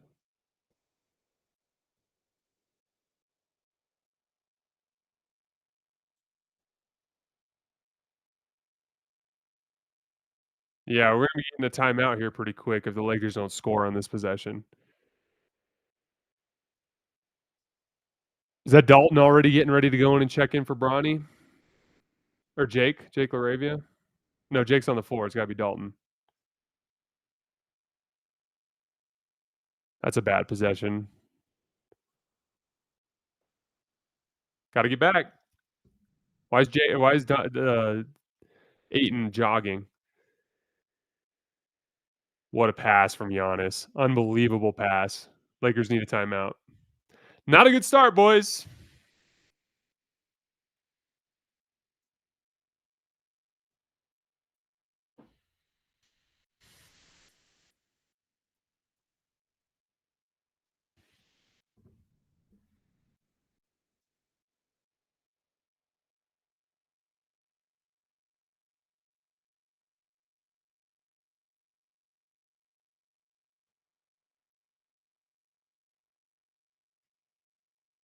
So Peyton Watson in for Christian Brown essentially with the starters, huh? Going all in on athleticism. Jokic wide open on the pop. Good rotation from Jaden, kind of forced him to second guess that shot. Impromptu double team. AG pays it off. Great pass, great finish.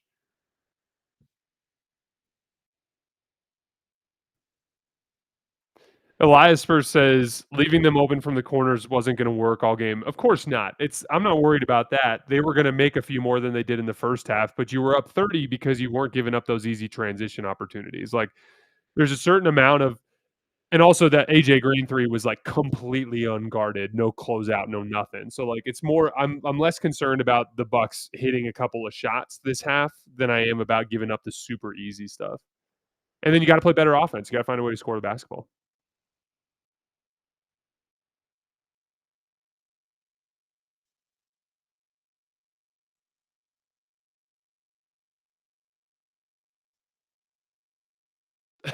Coach Ron says, already with the BS, it's over. I hate the Lakers.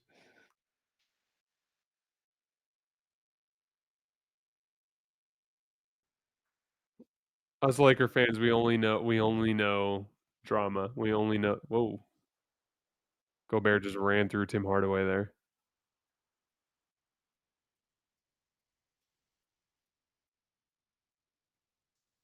Are we back to basketball yet? Not quite.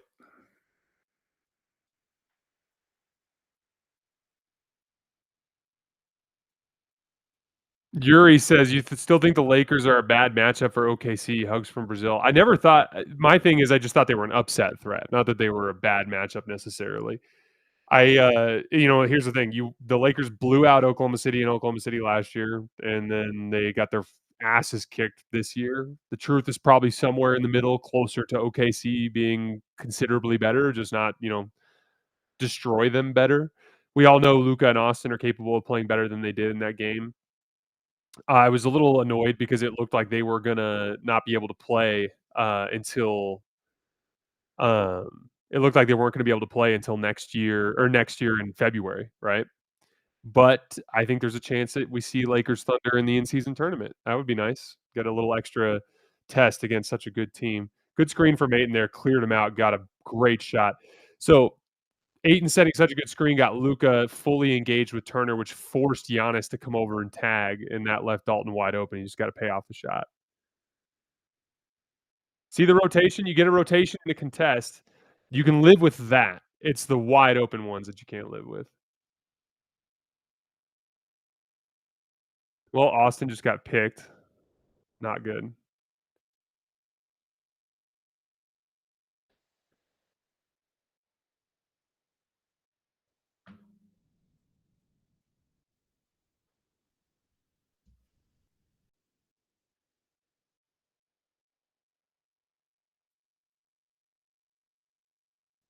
Luka draws a foul on Kuzma. That's a big kind of rhythm stopper there. 18-5 for the Bucks to start the second half, guys.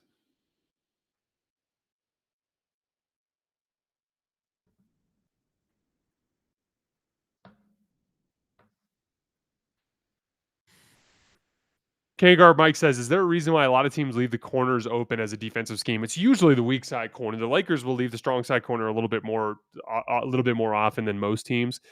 But the reason why you do it on the weak side is it's the hardest pass to make, right? So, like, if I'm running offense from the right wing, the left corner is the furthest point for me to pass the basketball to. Right corner's close, left wing is close, short roll is close, even a lob to the rim is closer than a skip to the corner. So it's a longer pass, meaning there's more time for your defense to rotate. So that guy, the guy who's guarding that weak side corner, is almost always the guy who's going to sink all the way into the lane and help.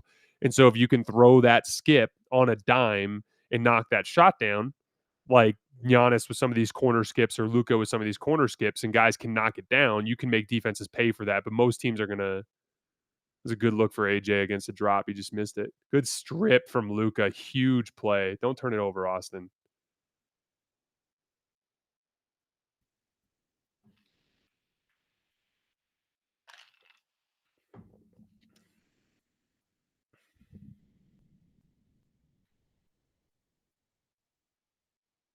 Look at this strip from Luka.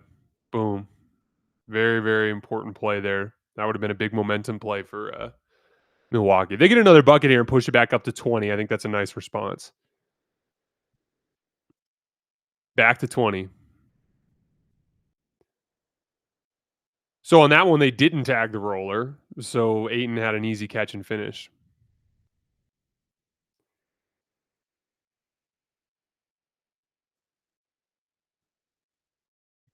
Oh, they're just fighting for post position. Come on. Mike says, why did the Lakers specifically leave strong side open? They don't do it every night. And I don't think, I also think it goes beyond, beyond scheme into execution. But in the OKC game in particular, I noticed like they were just trying to gap both driving lanes. So if the guy was on the right wing, they wanted to take away the right hand drive. So they'd come off of the right corner to gap. A little bit of a dumb pass there from AJ Green. What's Giannis going to do with it there? Like, just he's not going to take a pick and pop jump shot at the elbow like that right away. Like, just get the ball to him for him to drive normal. Giannis on Luka one on one. See how AJ Green is gapping up off Laravia? You'll see the Lakers do that kind of thing and then just throw a swing pass to the corner there. Good pass. See how Giannis rotated to the corner instead of the roller? Because if Giannis rotates to the roller, it's the corner skip. If Giannis rotates to the corner, it's the lob. That's the read sequence. Nice little 6-0 run from the Lakers to get back control of the game. Good contest from Luka. Forced an air ball.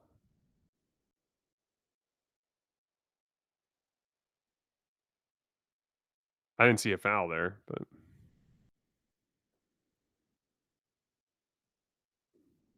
great play. Got to pay off those double teams with dunks and threes. Dunks and threes.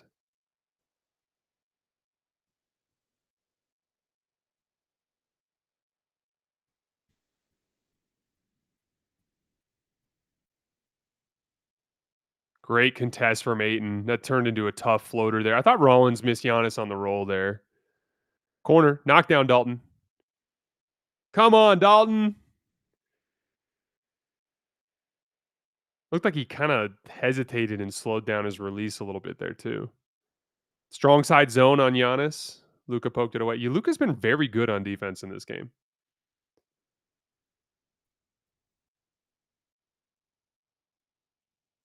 Yes, Giannis absolutely should have gone for the roller there. When in doubt, always give up a three over a dunk. Like, for all the talk about the 3-point shot and the additional efficiency you gain from it, a wide open dunker wide open dunker layup is still the very best shot in basketball by a country mile. Like, you can shoot 50% from three and you're getting 1.5 points per shot. A wide open dunk or a layup is worth 2 points every single time.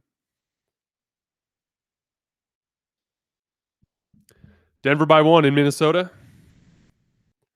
Little drop coverage look for Ant. Nice recovery from Peyton Watson. Ant is so good at that step through move, man.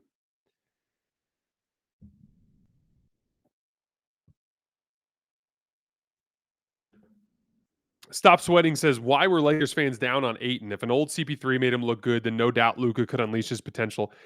I didn't see many Lakers fans um, down on Ayton. I thought most Lakers fans were pretty most at least people who cover the team, the fans that I talked to, it seemed like they were high on Ayton for obvious reasons. I didn't think there was much to get into there. He's just super talented and a guy specifically that is good at scoring off of the attention drawn by his ball handlers. And like Luka and Austin, but Luka in particular were just guaranteed to spoon feed him a lot of really good looks. He's a very good defensive rebounder. So I predicted before the season that he'd average 18 and 12, which may have been a little bit ambitious on both scoring and rebounding. But he's at, let's see, he's at 16. He's at 16 and 8. So I was wrong about the rebounding, but he's getting up to 16 points a game here early.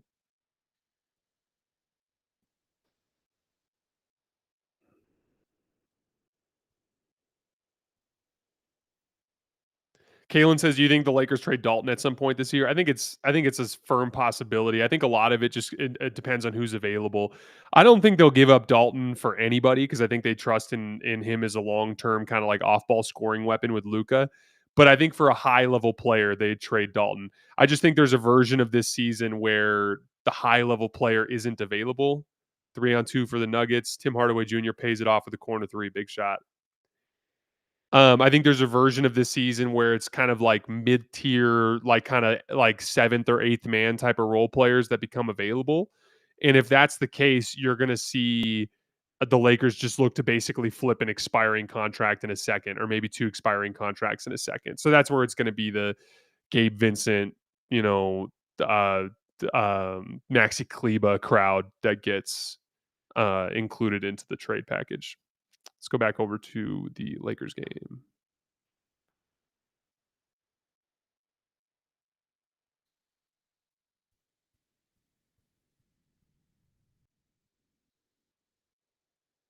Got to stay off your feet. Stay on your feet there, Aiden. Like if Giannis is gonna take a right shoulder fade away, you got to let him take it. He hasn't shot the mid range very well this year.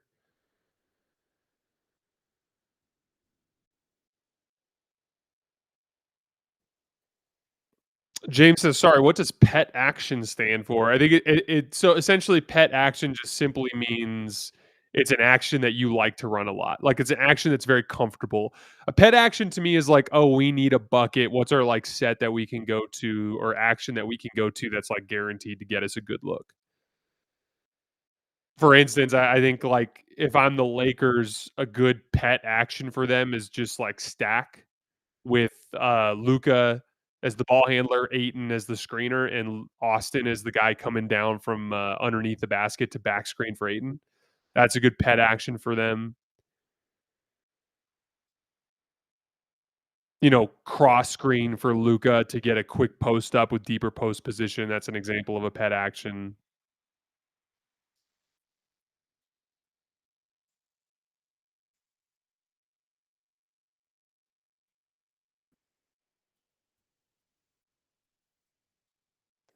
The double drag here. So Aiton's going to roll. Dalton's going to pop. Dalton was open for a second. Oh, don't touch the ball. He was shooting.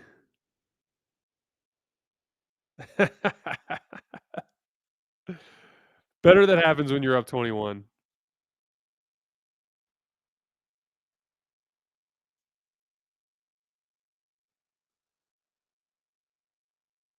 I see we're having an Accutane discussion in the chat. I have personally undergone an Accutane cycle when I was in high school.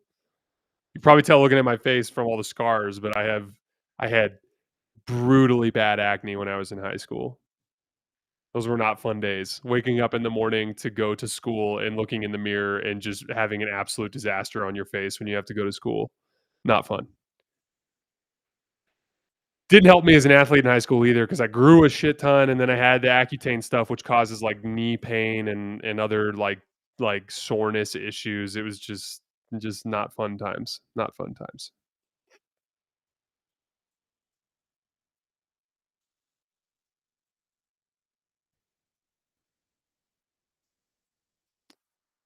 Giannis high ISO. See how they're in the gaps? They're in the gaps. That's the game plan. Don't let Giannis drive. Make him pass. Those are the threes you got to hit. Great contest from Dalton. Just knocked it down. That's what they're trying to concede. And in that game, no one's expecting the Lakers to go win 120-60. That's not what's happening here. They're gonna get their 100 points. You want to hold them to 100, not 125. And the way you do that is by giving up a certain type of shot.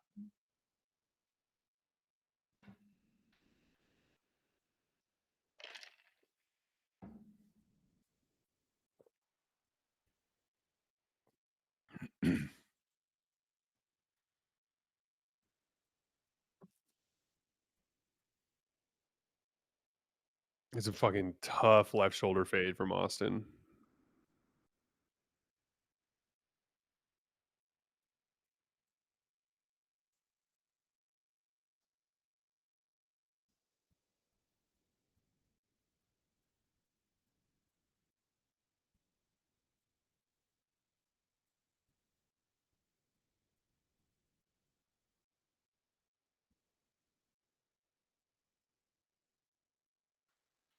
Back up 20. Luka's done a really good job kind of maintaining the separation here with the way he's run the offense. Bucks go double drag. Nobody rolls though. That kind of forces Rollins to take that shot. You see how they set the two screens and then they both just stood there? So neither of them are a threat to shoot or to roll. That just basically forces Rollins to shoot. That's tough over Gary Harris. Good rebound from Austin. One-on-one with Rollins.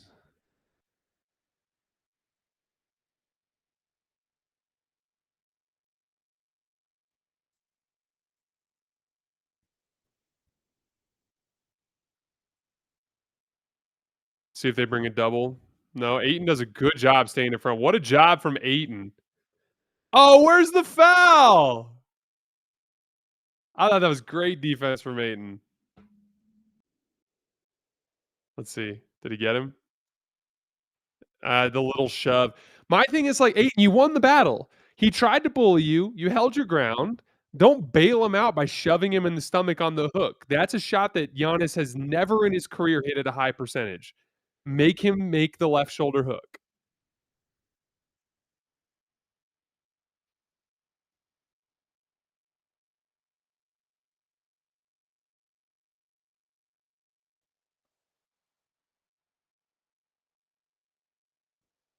King Guard Mike says, is LeBron going to play more of an off-ball role when he gets back with how well Reaves and Luka are playing? I mean, I think that's all relative. Like, Luka's getting double teamed and blitzed all over the damn place, and that's going to continue to happen. There are multiple jobs within the offensive possession that require a guy to handle the basketball, especially when you're trying to score on those 4-on-3s. And so, like, to me, even if LeBron goes like a 5-minute stretch where he never quote unquote initiates the offense, he's still going to have plenty of opportunities to shoot, to play out of the roll, to drive a closeout, to run a second side action if they rotate well out of it. Like, I've never bought into that idea of like, oh, there's like, you definitely don't want to have three of the same type of dude, but LeBron, Luka, and Austin are all pretty different and they all can play off the ball.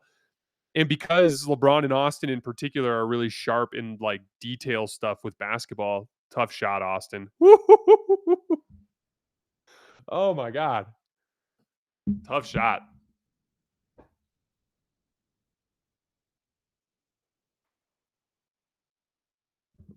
Picked up Giannis a little late on that possession.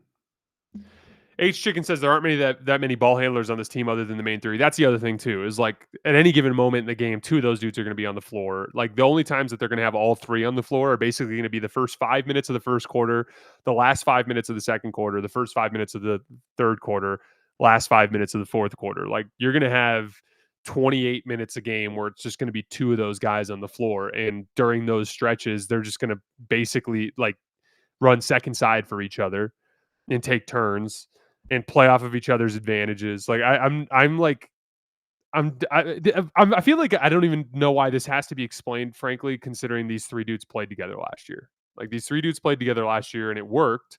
They just got their butts kicked by Minnesota because Austin was bad. LeBron was good, but he wasn't like superstar good. He was good, and then Luka was good until the fourth quarter, and then he was really bad in Game 3 when they needed him to be good in an important game. And Anthony Edwards like straight up outplayed Luka in the fourth quarter of that series. This is a better, thinner Luka. It's a team that has a center now. Luka thrives better in 4-out spacing than 5-out spacing. Luka high post against Gary Harris, exposed the basketball. Gary swats it away. Double team coming from the backside. Cole Anthony got a little too physical. Game 3 was the one he was sick, Bernardo. Well, let's just say it wasn't exactly the Michael Jordan flu game, if you know what I'm saying. It's Hunta says, who do you see as becoming the Lakers' second best shooter behind Rui? It's LeBron, guys. It is LeBron. I'll pull some numbers for you guys.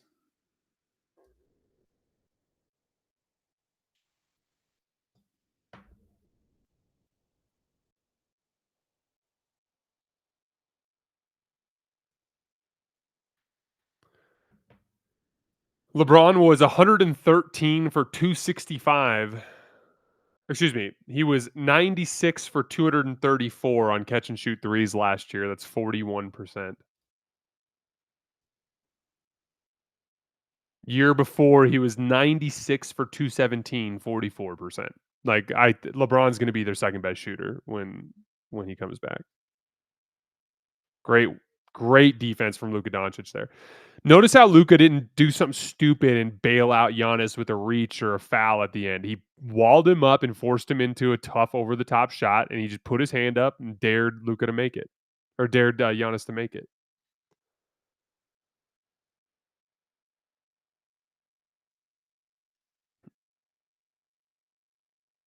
That time, it's just such deep post position. It's like an impossible job. You got to do your work early. Down to 18. Bucks kind of hanging around. Lakers running stack. Austin bails out. Oh, Jackson.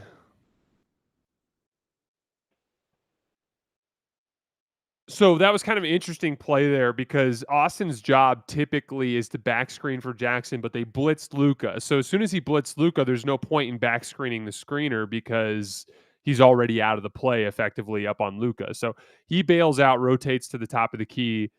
Austin's man tags Jackson. The read is to the corner. Jackson just botched it. That's a textbook example of Cole Anthony just gets it up on the glass and occupies Jackson. That clears the offensive rebound lane for Giannis to come in. Down to 16 again. Blitz. And they turn it over. 4-on-1.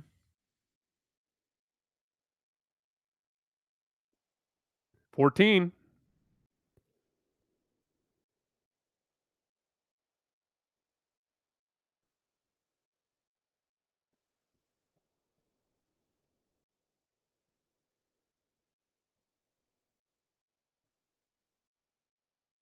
Good God, Luka. That's not even good offense, really. That's I'm a superstar and I'm gonna make a shot and that's gonna steal all your momentum. Bucks go inverted for Giannis again with Gary Harris. That puts Luka on Giannis. Look at how much they're in the gaps. No extra rotation after Laravia chases Gary Trent off the line.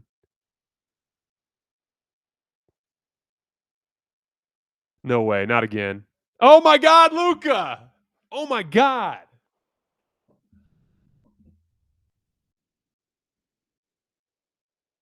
These poor Bucks fans. He's got 34 already.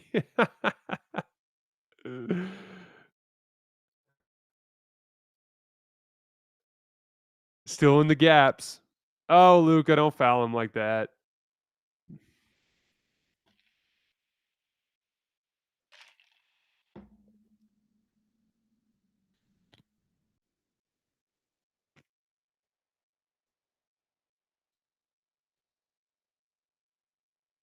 Couple of just ridiculous threes from Luka.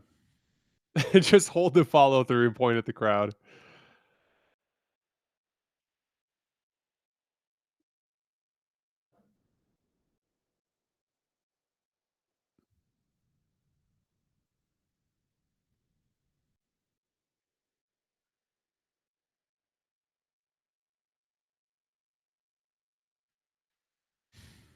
Lakers play 3 or 4 more good minutes of basketball. They got to win here. 3 or 4 more good minutes.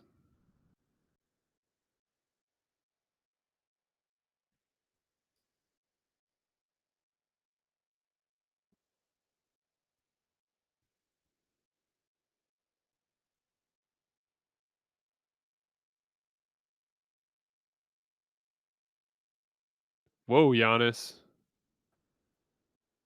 Someone turned the air conditioner on for that one.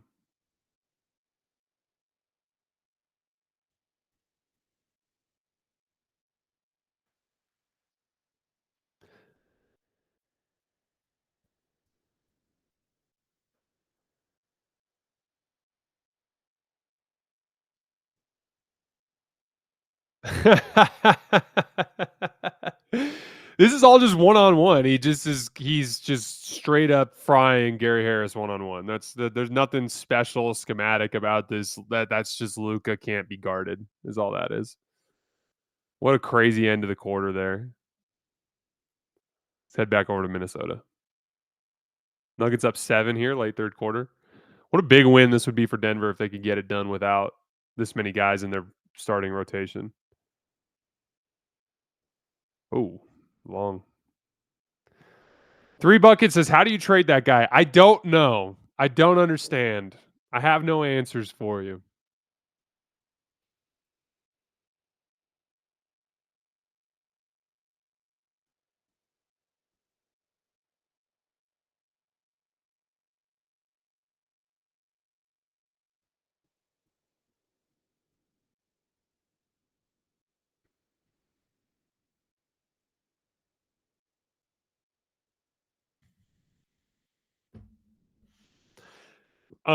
Is there any reporting on what happened with Aduthiero? He played like this such a short shift and honestly looked fine out there, and then he hasn't come back. It doesn't make sense to play him for such a short shift. I wonder if he got hurt again.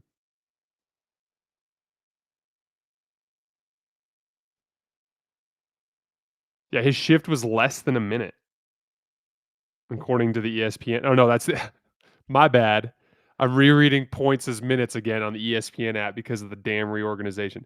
He played 2 minutes, and then we never saw him again.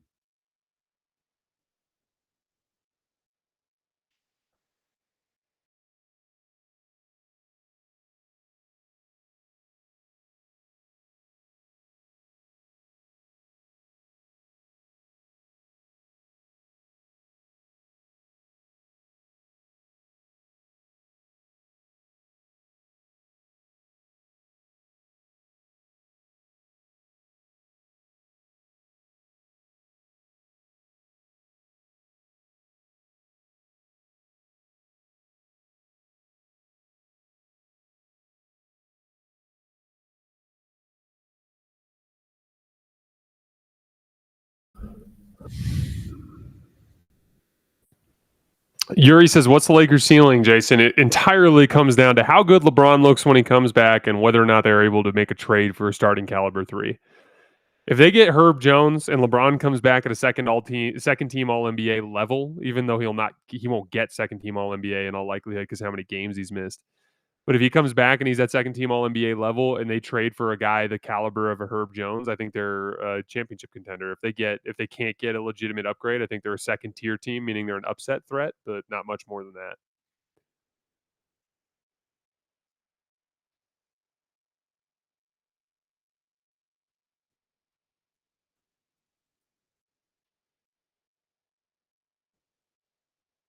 We'll give this a couple more minutes and then we'll head permanently over to Minnesota. Back to 17. They left Luka out there.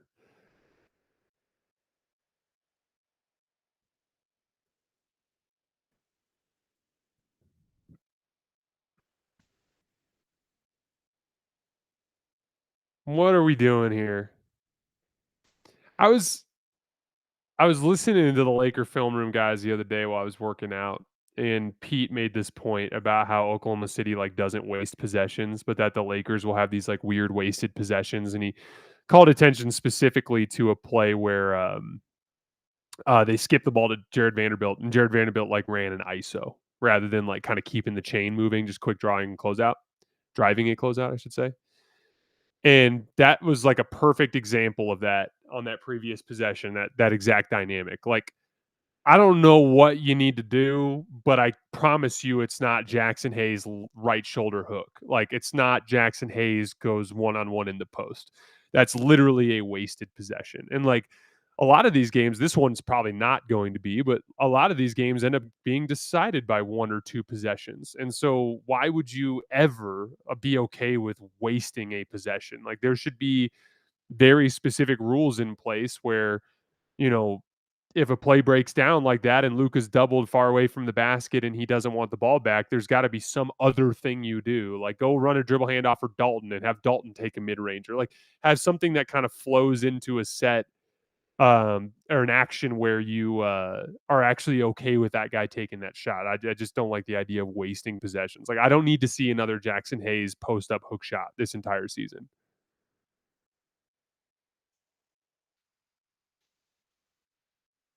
Lakers by 19. Little peel switch. Jackson's now guarding Cole Anthony. Vando loses contact with Portis. That's bad defense from Vando. He's not paying attention.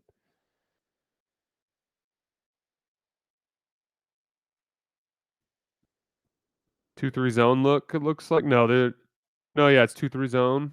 See what they do. Turner's playing high in the zone. Little swing pass to Dalton. Top ball.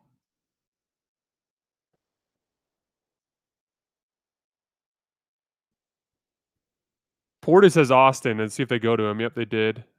Good, excellent help defense there from Jackson Hayes to come over and take that contest away from Austin. Austin on Portis. I like this matchup. He's got to go to work one on one. Just give him a bucket. Give him a bucket, Austin. Give him a bucket, Austin. Oh.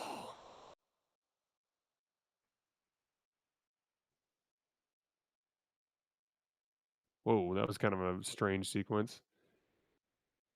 Gary Trent, good contest from Laravia. That's tough. Was his foot on the line? No, they called it a three. Big shot. 13-point game.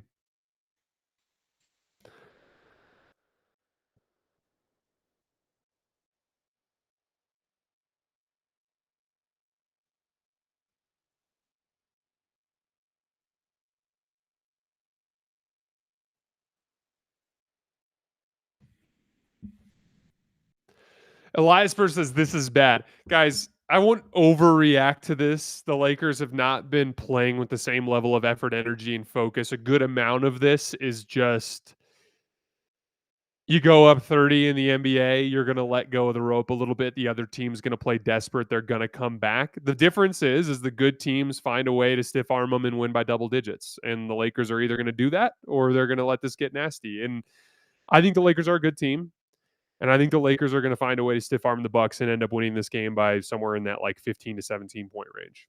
I'm not worried about anything that I'm seeing. I just this feels pretty natural the way that basketball can go sometimes.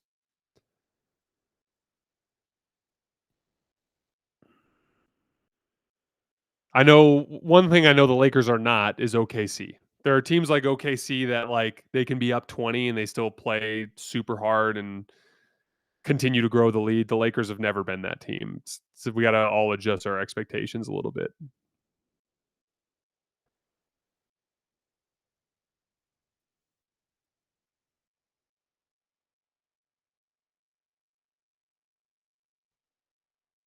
Kalen says, "Does Luka averaging 40 minutes concern you long term at all?" No, I think the reason why, Kalen, the reason why they're pushing his minutes heavy right now is they're about to basically get a week off. They have one game in their next 7 nights, I believe, and then you have LeBron coming back. So as Luka surviving tonight's game is literally all. Like he has 2 nights off before the Jazz game. That's a nice break, and then after the 2 nights off, he's going to turn around and have like 4 nights off, and then LeBron will be back. So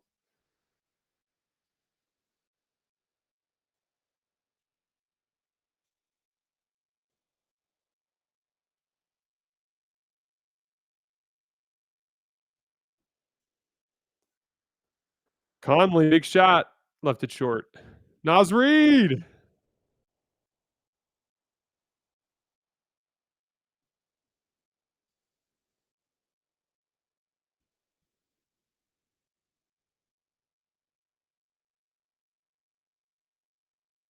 Gobert at the level. Aaron Gordon's open on the pop. Drives the closeout. Little midi.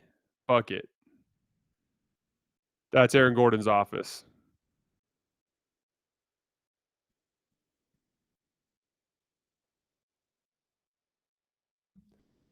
K-Guard Mike says, how does 4 nights off even happen? I'm not sure. I would imagine it has something to do with arena bookings, but I'm surprised they have such a light schedule after playing all those back-to-backs to start the season.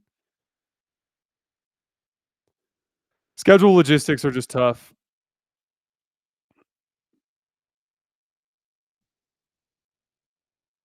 Still no Luka. Little too much sauce on that layup attempt from Cole Anthony. Dalton's open up the wing. Oof, good rotation from Gary Harris. Austin needs to go get the basketball, dude. This is your job. Go get a bucket.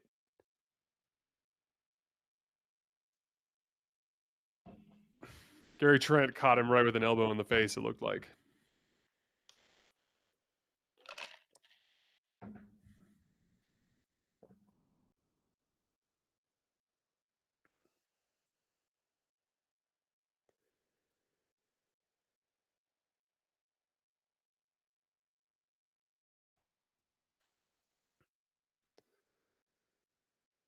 That's tough, Austin. That is tough. Drop coverage look. That was fantastic back pressure from Cole Anthony. He was right there. That's his job. Your job in that coverage is chase over the top. And if he tries to stop and pop, you offer a good contest. And that's exactly what Cole Anthony did. That's just a lot of like just Luka and Austin just bailing out the Lakers with tough shot making. Speaking of tough shots, that's the second one for Gary Trent there off the bounce.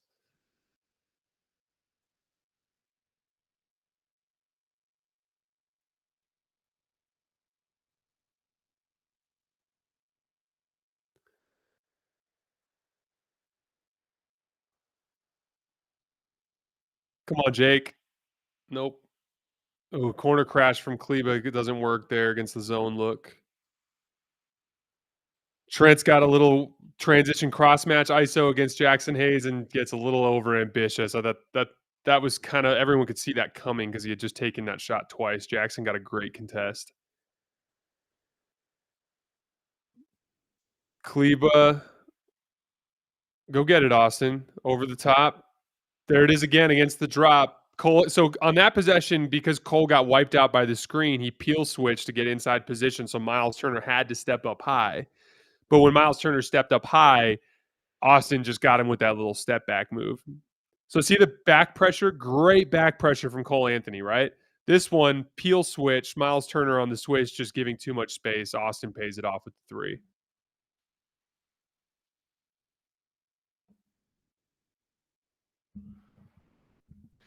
Well, James, I thought that Thiero looked great in his minute plus. I don't know why it was only a minute plus. That's the next question.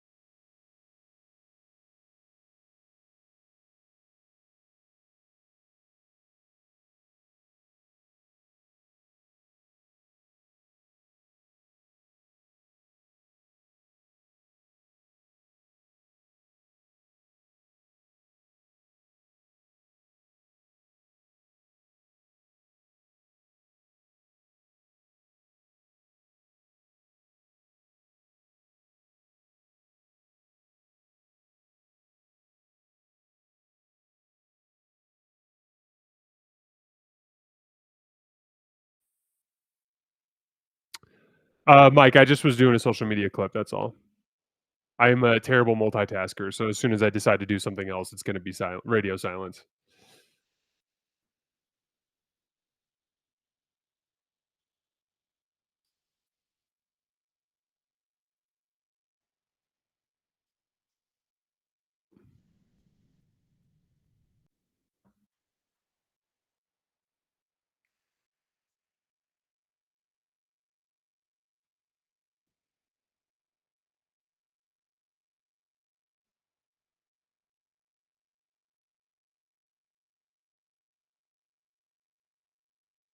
Good driving kick from Rollins there, Turner pays it off. Big shot. Bucks keep hanging around, man. Lakers were in rotation as soon as Gary Trent beat Austin on that closeout. Oh, eek that's the same call that they, didn't call on Maxey early in the game, that kinda, like, clear out post up to try to clear the driving dunk.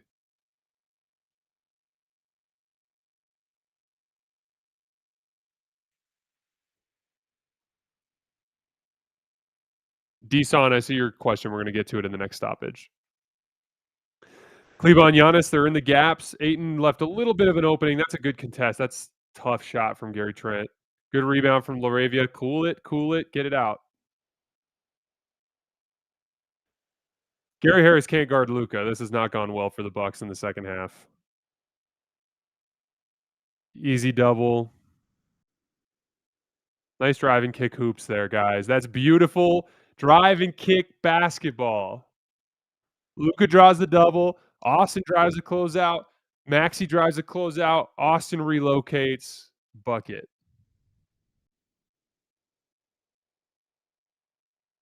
Giannis pick and pop three.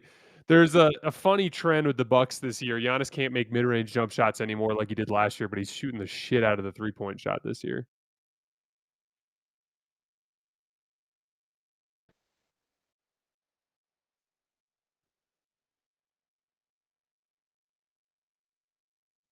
Good rebound. That was another little drive and kick possession off the double team of Luka. If they bring the double again, you just got to be ready to attack.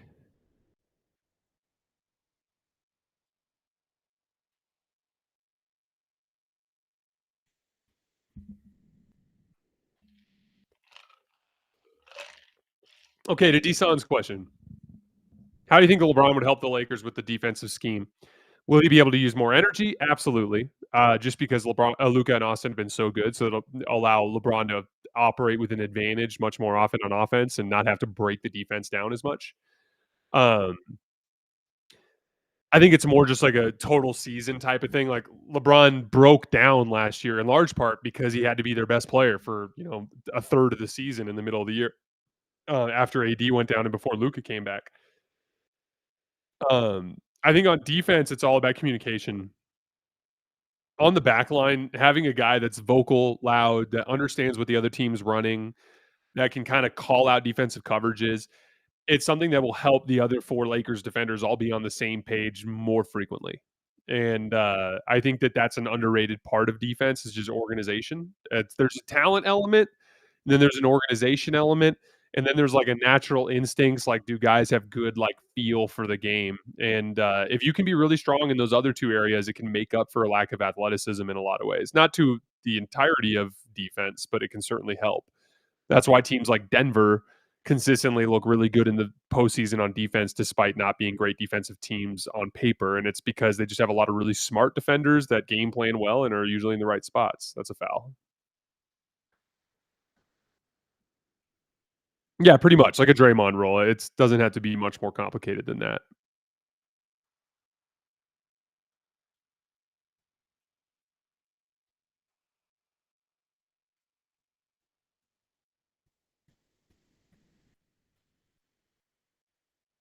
Will, are you not a Lou Dort fan? This is what happens when you have first world basketball problems right here. You lose the appreciation for the Lou Dorts of the world.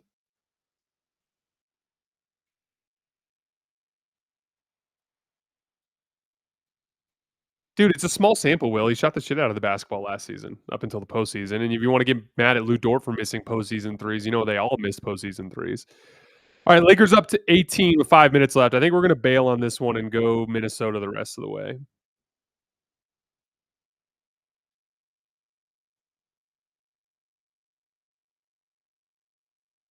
Got Jaden McDaniels with a pump fake.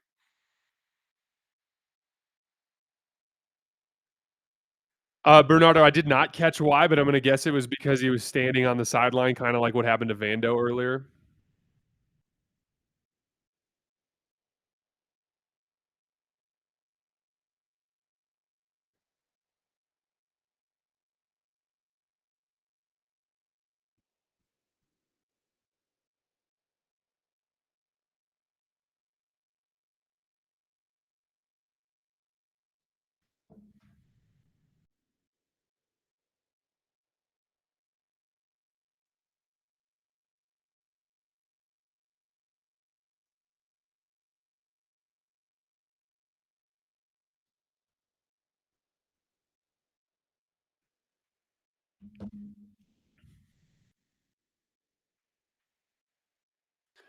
Alright, Wolves down 8 with 6 minutes left. Quick screen with McDaniels to pull Jokic up to the level. Look at how they're gapping up. It's almost a zone look.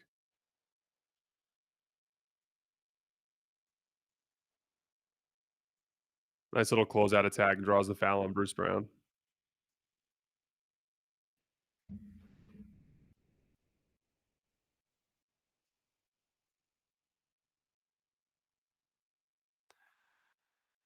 Don't agree with the call. Like, this is one of the big things that frustrates me with NBA officials is, like, there's a natural give and take that happens in basketball games, right? So, like, if you're gonna let a certain amount of contact go on one end or in one side of the action, you can't also not give the leeway to the other side. It always drives me crazy with Shea, for instance. Like, if you're gonna give Shea grifty calls, you can't also let him use his off arm to push people off. Like, either call the offensive foul and the grifty stuff, or let him get away with the off arm and don't give him the grifty stuff. Like, similarly there, like, does Bruce bump him a little bit? Sure, but Dante threw like an egregious chicken wing. So like what are we doing here? Like, you can't let Dante break the rules, but then be all particular about Bruce. Nice hit from Tim Hardaway Jr. on the corner skip. He's been shooting the shit out of the basketball this year. Julius Randle against Peyton Watson. Naz Reid's operating as a screener in the dunker spot. Jaden McDaniels out of the corner shows the ball. That's a tough bucket over Jokic. Jaden's been scoring the basketball well this year.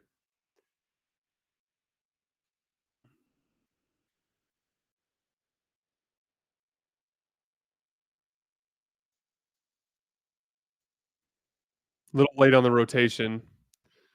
Spencer Jones has been good for Denver these last couple games.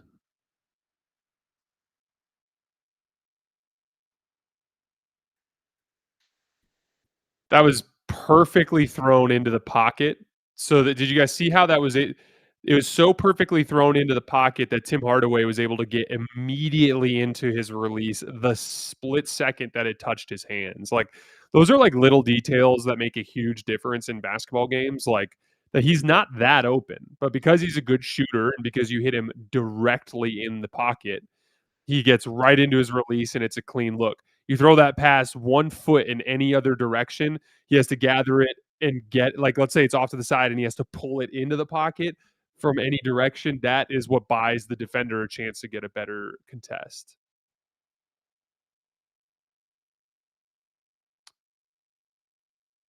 Ant one-on-one against Peyton, trips, and dude, how did he get back up? He, like, did, like, a sideways lunge there. That was crazy. Hopefully Ant's okay. Looks like they banged heads. Let's quick check in on the Laker game, see how it's going over there.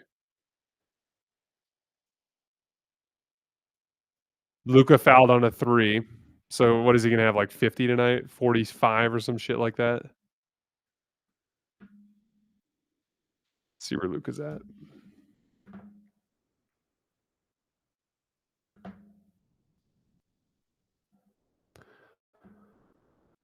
All right. Nice screen rejection from Ant. Gets downhill into Jokic's body and kicks out, but great rim protection possession there from Jokic. Caught Ant kind of already off the ground.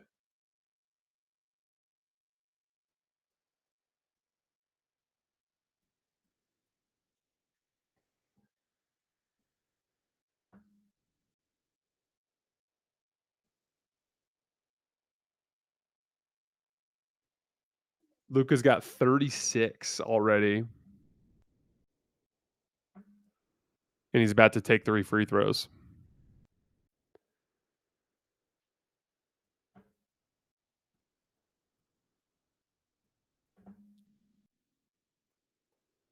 Jonathan Fraser says, "Is the next watch along Tuesday for Braun's return? Been loving these a lot. Really helps me to understand what's going on in real time."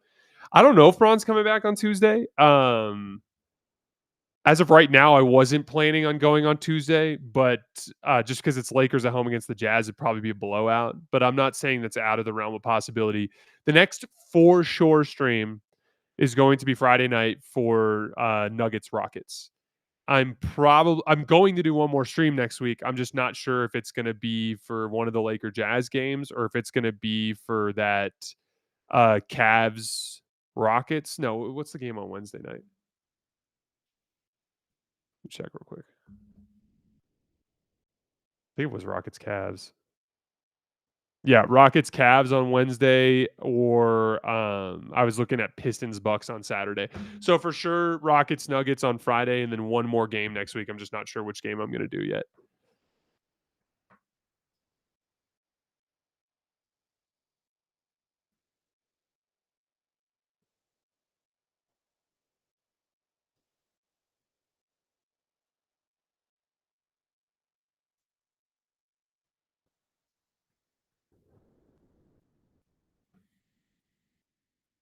All right, Luka makes all 3. The Lakers will be up by 22, and Luka will have 39 points.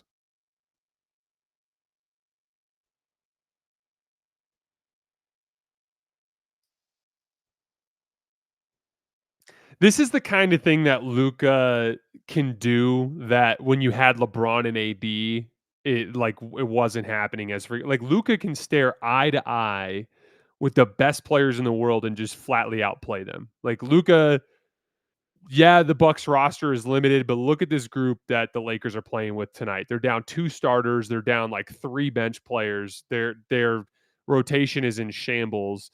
You got Maxi Kleba playing, you have Dalton Connect playing, you have um Bronny James starting. You've got a, just a bunch of dudes out there with Luka, and Luka's blowing out Giannis on his home floor because of his ability to just go toe to toe with the best players in the world and just outplay them.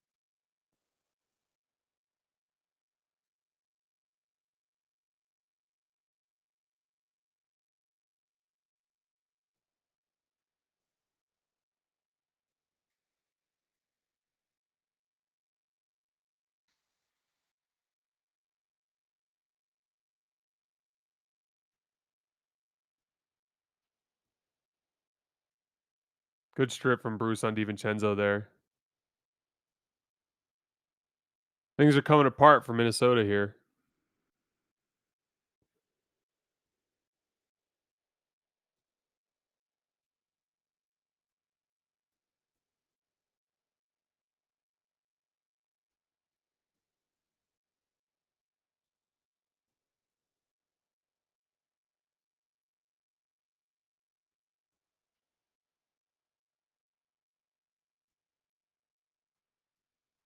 I mean, he went for the over the like kind of that windmill gather, and Bruce just had his hands up. I need to see the replay again though. Challenging.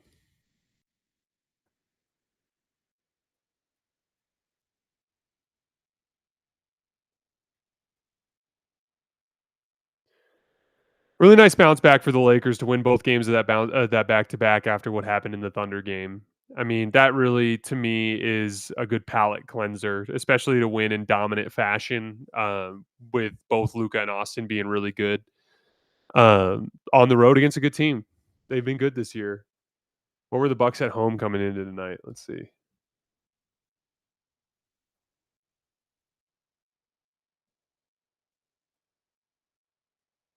Bucks were 5-2 at home coming into the night. That's a tough team to beat in their building, and the Lakers just come in and beat the shit out of them.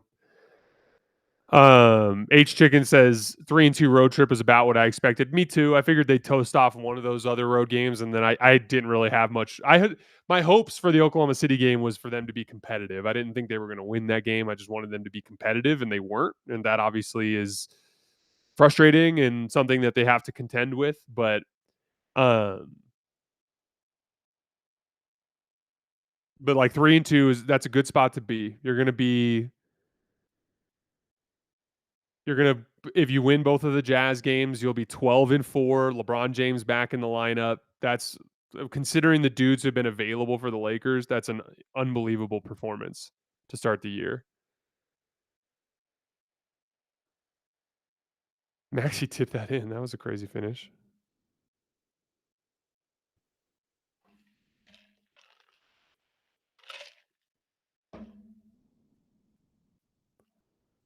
Ashwin says, honestly, the Bucks didn't look that great. Impressive from the Lakers.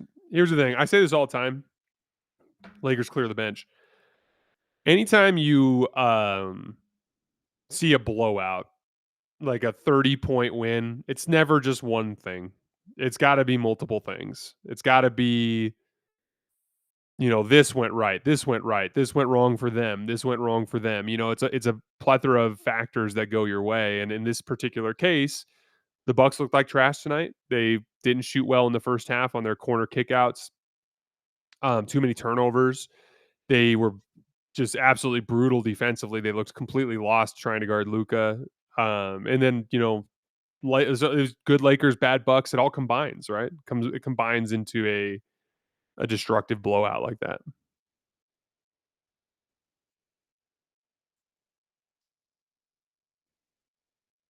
All right, Wolves cut it to 9 with 4 minutes left.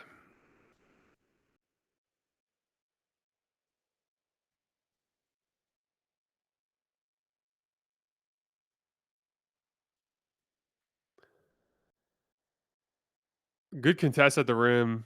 Uh, Nice little back cut from Watson. They're trying to post up Jokic. Nope. Little ball screen. Watson step back three. No. Wolves get a bucket here. This gets interesting. That's just a freight train right there. It's Hunta says, any thoughts on Jalen Johnson's 30-point triple double the other night? 18 points, 14 rebounds is impressive, even if it was against the Jazz. So, obviously, the 3-point shooting is a big part of it. There's certain things with Jalen Johnson that you kind of grow to expect, right? Like he's this brilliant downhill athlete that is going to be amazing in the open floor. Did a lot of damage to the Jazz curling off of action. So he'd like come over the top of a screen and the defender would be back in like a drop, or they'd switch but passively, and he would just get a head of steam against the defender kind of on his heels, and he'd get a layup. Um, um, but there's the playmaking piece is the counter to that, right? So when he gets downhill to the rim, he's always been a very natural passer. He's good at seeing easy reads. Like, oh, big man stepped up, I can drop it off to Onyeka Okongwu underneath the basket. Or like, oh, they pulled off the corner, I can throw this little swing pass over to the corner for the 3-point shot. Like it's that kind of like textbook, like kind of like poor man's Giannis kind of thing, where it's just really good at reading baseline cutters and skips and corner swing passes out of rim pressure, right? But in order for him to become a player that can become reliably great night to night, he's got to counterbalance that with his jump shooting. And like you just saw a bunch of jump shooting in that game, right? Hitting threes off of passive closeouts, like guys closing out short, throwing a little jab step, rise up and shoot, or a short closeout when he's wide open. And then, like, we saw a little bit of mid-range shot making in that game too. Whoa, Nasri just crushed Jamal Murray there. Is he okay?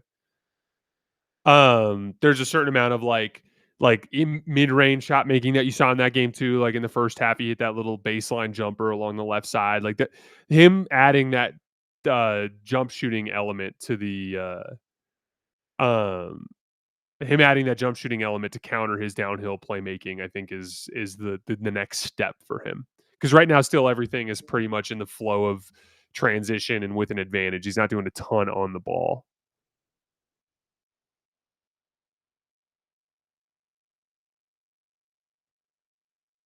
If someone sees the Adu Thiero dunk, because now that we're on the Wolves game, post that dunk in the chat. I want to see it.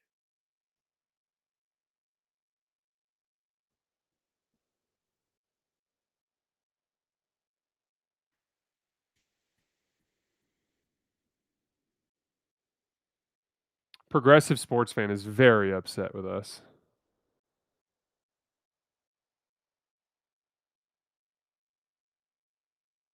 He's having a rough night, I think.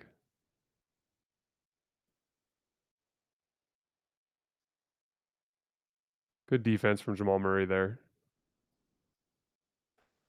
Here's the dunk. I'm going to pin this for everybody. Whoops. I'm going to mute my microphone so I can watch this video and get hyped.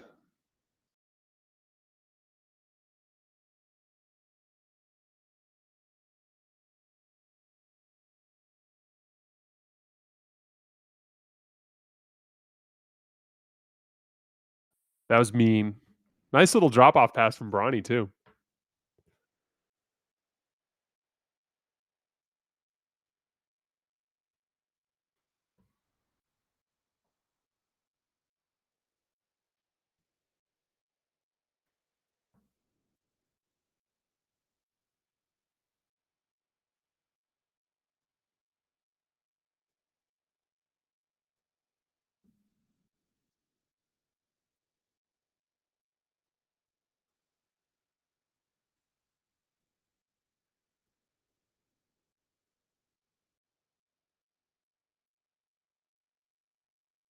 Let's head back over to the Lakers game. This game is over. All right, I'm just gonna. One of the things I was thinking about last night was how we kind of ended abruptly after the game. So what I'm gonna try to do every night is just give very brief thoughts at the tail end of the show, just kind of a brief synopsis of how I felt about the game for the people that are just watching on their TVs, and then come over to our YouTube channel and see that we happen to be live. If they want to come over, they can see that. Also, in general, let's say that like you, because I don't do the show until the next morning, right? And then I work a lot of Friday night games. Like, so for instance, for like Nuggets Rockets next Friday, I'm going to be uh doing playback, but I won't have an instant reaction video on Saturday morning. But like I want it for those of you guys who can't actually be there for the game, I want to have, even if it's just like 5 minutes of quick synopsis, what my thoughts were on the game. So like if you see on a playback stream, like if you go to our live chapter on the YouTube channel and you see the game watch alongs. If you ever miss the game, but you just want to hear my thoughts, when you click on the YouTube video, it pulls up the stream and it shows the scoreboard on the bottom. And you guys can easily just fast forward to when the scoreboard says 0. And then you'll basically get a short instant reaction at the tail end of the show. So if you want to see, if you miss one of these,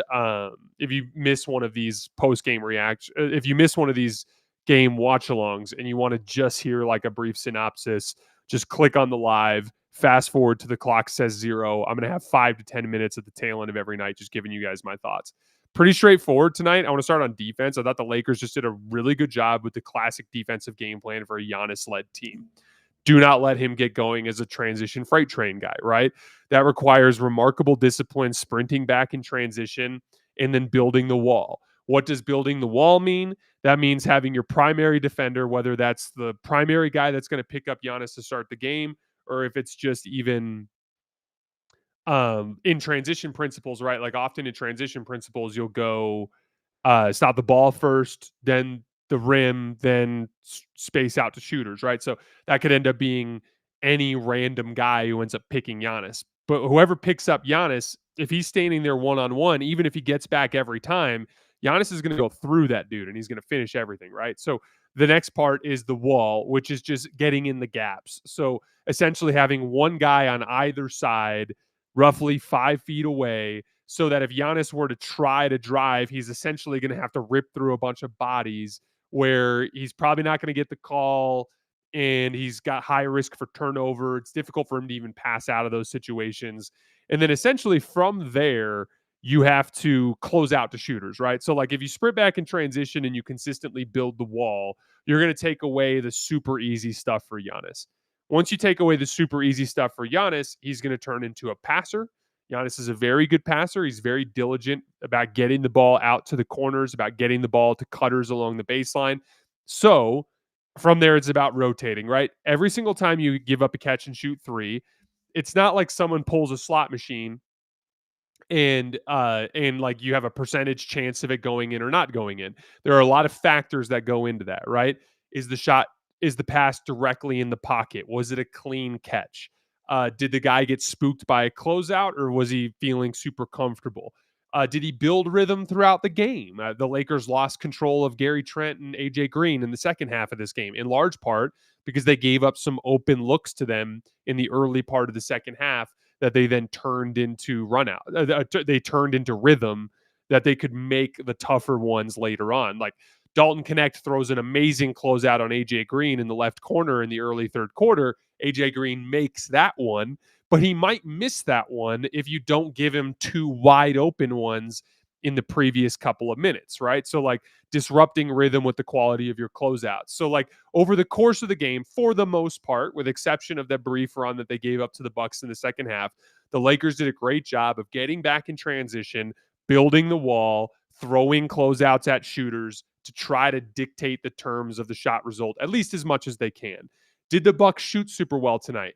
No, they did not. There's a version of that game that's closer if the Bucks shoot better. But throughout the game, the Lakers did get better shots than the Bucks did. So even a different version of the shot variance in that game is likely to tilt towards the Lakers, maybe just more competitively than tonight looked. On the offensive end of the floor, I thought the story was early.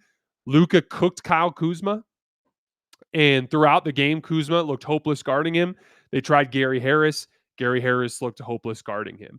And so there's this kind of dynamic that happens with the Laker offense where like if Luka proves that he's going to score either 1-on-1 or 2-on-2, 2-on-2 meaning in ball screens, right?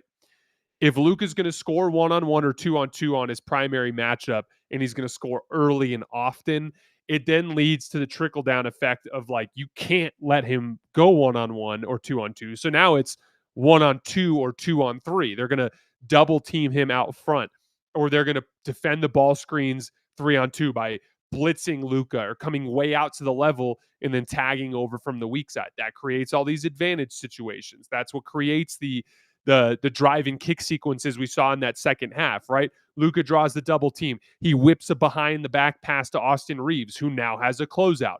Austin Reaves drives the closeout. He draws Maxi Kleber's man and help. Austin swings to Maxi. Maxi drives his closeout. Austin relocates to the top of the key, gets a wide open three out of it. There's a progression there. Luka fries his defender 1-on-1 or fries the 2-on-2 pick and roll coverage. That starts to dictate the blitzes and the double teams and the aggressive at the level coverage. That opens up the advantage situations that the Lakers pay off with those classic sequences. The bigs were fantastic tonight, both of them. Jackson making short roll reads, DeAndre Ayton operating as a scorer.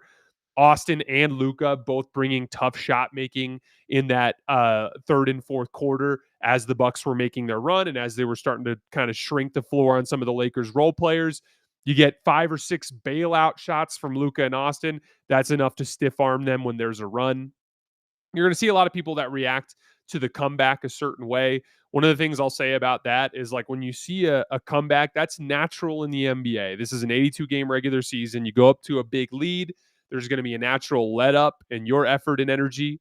There's going to be a natural intensity that flows from the other team. You saw that in the early third quarter. The Lakers are now giving up wide open threes in the corners. They're not contested at all whatsoever. And that's how they build that rhythm. That's normal though, right? You're going to see a certain amount of that give and take over the course of the game. But every time the Bucks made one of those runs, the Lakers were able to completely regain control at each point. Even when they got it to 13, they got it back up to 20, right? So like I thought throughout the game, the early in the game in the first half, excellent transition defense flowing into excellent closeouts. We pulled the numbers earlier.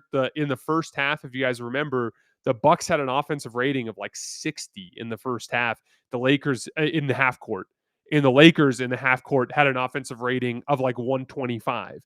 And then the Lakers also held the Bucks to just about a 14.5% transition frequency in the first half. That's an excellent number. They kept the Bucks out of transition, and on the Bucks transition possessions where they attempted a shot, they got just 0.33 points per possession. So excellent transition defense from the Lakers in the first half. Excellent half court defense on the other end of the floor, just eviscerating their one-on-one and two-on-two coverages into the double teams and the blitzes, turning those into opportunities to play with an advantage and to score.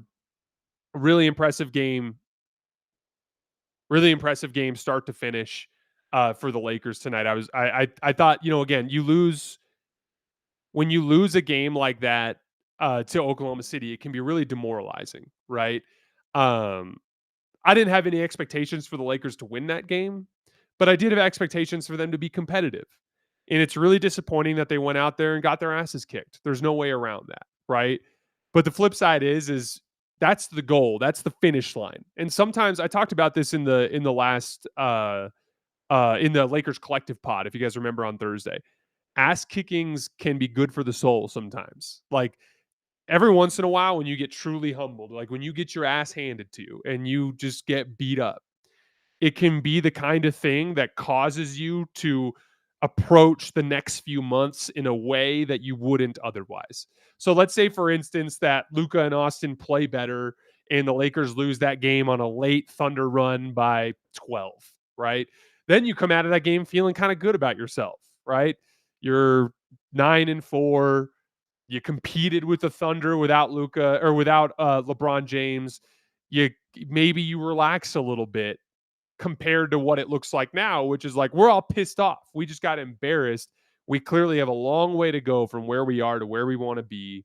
So how about we push it a little bit harder? Like, will they practice harder next week to reintegrate LeBron because they got their butts kicked by the Thunder, right? So like butt kickings can be good for the soul, but at the same time, you don't want to lose your confidence. So to turn around and to beat New Orleans by double digits and to blow out the Bucks the way that they did, that's a really nice palate cleanser that helps restore some of the confidence for this Laker group. Now that they've restored confidence, they go into next week. You have 2 nights off now. You reincorporate LeBron through practice, and you have a couple of easier games against the Jazz. I think they're at home on Tuesday, and I think they're on the road on Sunday. Really light schedule, so plenty of time to get on the practice court, plenty of time to incorporate LeBron. And I think LeBron's going to bring a lot of things that this team needs. There's a couple guys that are banged up too, like Gabe Vincent. Getting him back over the course of a light week would be nice, right? Marcus Smart, sick. He has an opportunity to go get home and rested up and ready to play next week. You have Rui Hachimura dealing with calf soreness. 2 nights off would be key for that. So lots of like positive indicators for the Lakers coming in. If you zoom out from this, you're 10-4, 2 light games coming up. You're going to be 12-4 at the end of next week, barring a catastrophe, right? To be 12-4, considering how LeBron hasn't played a single game, considering the amount of games that Luka and Austin have missed, considering the amount of games that random role players have missed, it's been a wonderful start to the season for the Lakers, with the exception of the fact that you got your butt kicked by the Thunder. That's got to stay in the back of your mind as a motivator, both for the front office in terms of addressing this team with talent and for the guys in that locker room to know that there has to be a certain amount of connectivity. There has to be a certain amount of attention to detail that they have to achieve over the course of this season in order to get to where they want to go. One of the concepts we talked about tonight, not wasting possessions, right?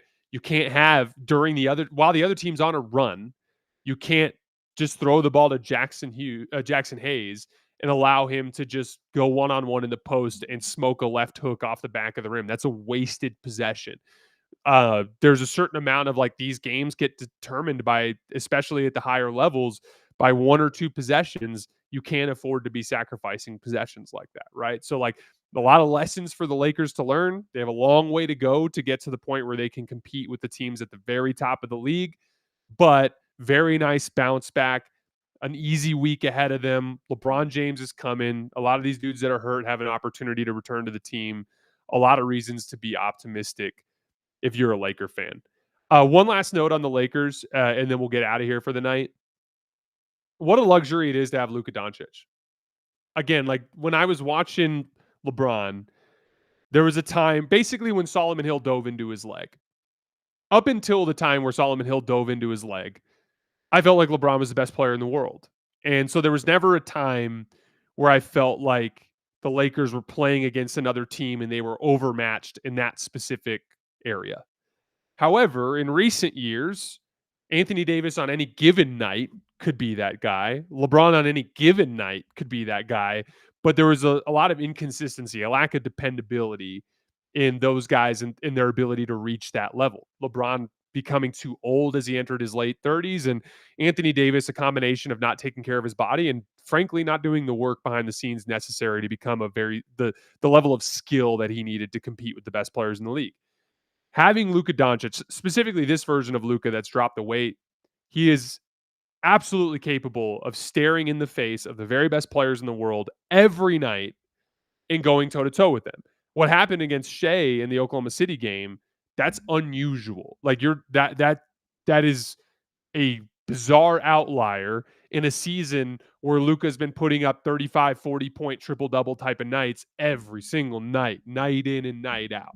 And that's really the luxury that you're seeing, and that's the difference with having Luka Doncic, this version of Luka Doncic on this Lakers team. There is a top-end star power element that was not there in years past. Luka Doncic went on the road on the second night of back-to-back into Milwaukee, stared Giannis in the face, and looked better than him tonight. It's just one game. The Bucks also played poorly. There's a bunch of things we can get into with the Bucks. I don't want to spend too much on the Bucks because it's time to call it a night. I've done too much work this week. I should go upstairs and hang out with my wife. But to finish this up, when it comes to the Bucks, there's a bunch of stuff that went wrong, and I'll give my 2 cents on that in a second. But Luka has a star level that he can reach that previous iterations of this Lakers team did not have, and it's just a strength of this roster that I think is important. Really quick on the Bucks. Specifically, I noticed this at the tail end of the Houston Rockets game when they blew that game. For as good as they are relative to previous years defensively, because they're more athletic at the center position, because of the rise of Ryan Rollins, because of the move from a Taurean Prince to an AJ Green in the starting lineup, they are more athletic. They have rim protection. There's an element in large sample defense that they didn't have in years past that makes them a more exciting team to watch on that end of the floor, right? But one of the things I noticed against the Rockets in the Rockets game was like, there's 3 dudes on the floor that can't guard KD, and there's 3 dudes on the floor that can't guard Şengün. So like, there's just huge personnel disadvantages in key half-court sequences. And once again tonight, you guys saw they didn't have anybody that could guard Austin. Rollins did an okay job, but he was frying Cole Anthony, and then Luka was frying everybody.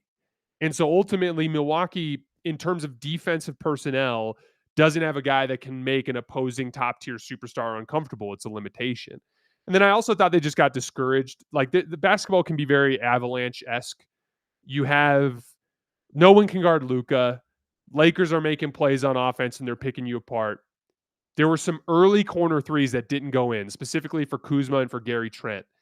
Those shots not going in, I thought helped push towards the demoralization effect. All of a sudden you're down 15. All of a sudden you're down 20. I saw this happen to the Lakers with the Thunder.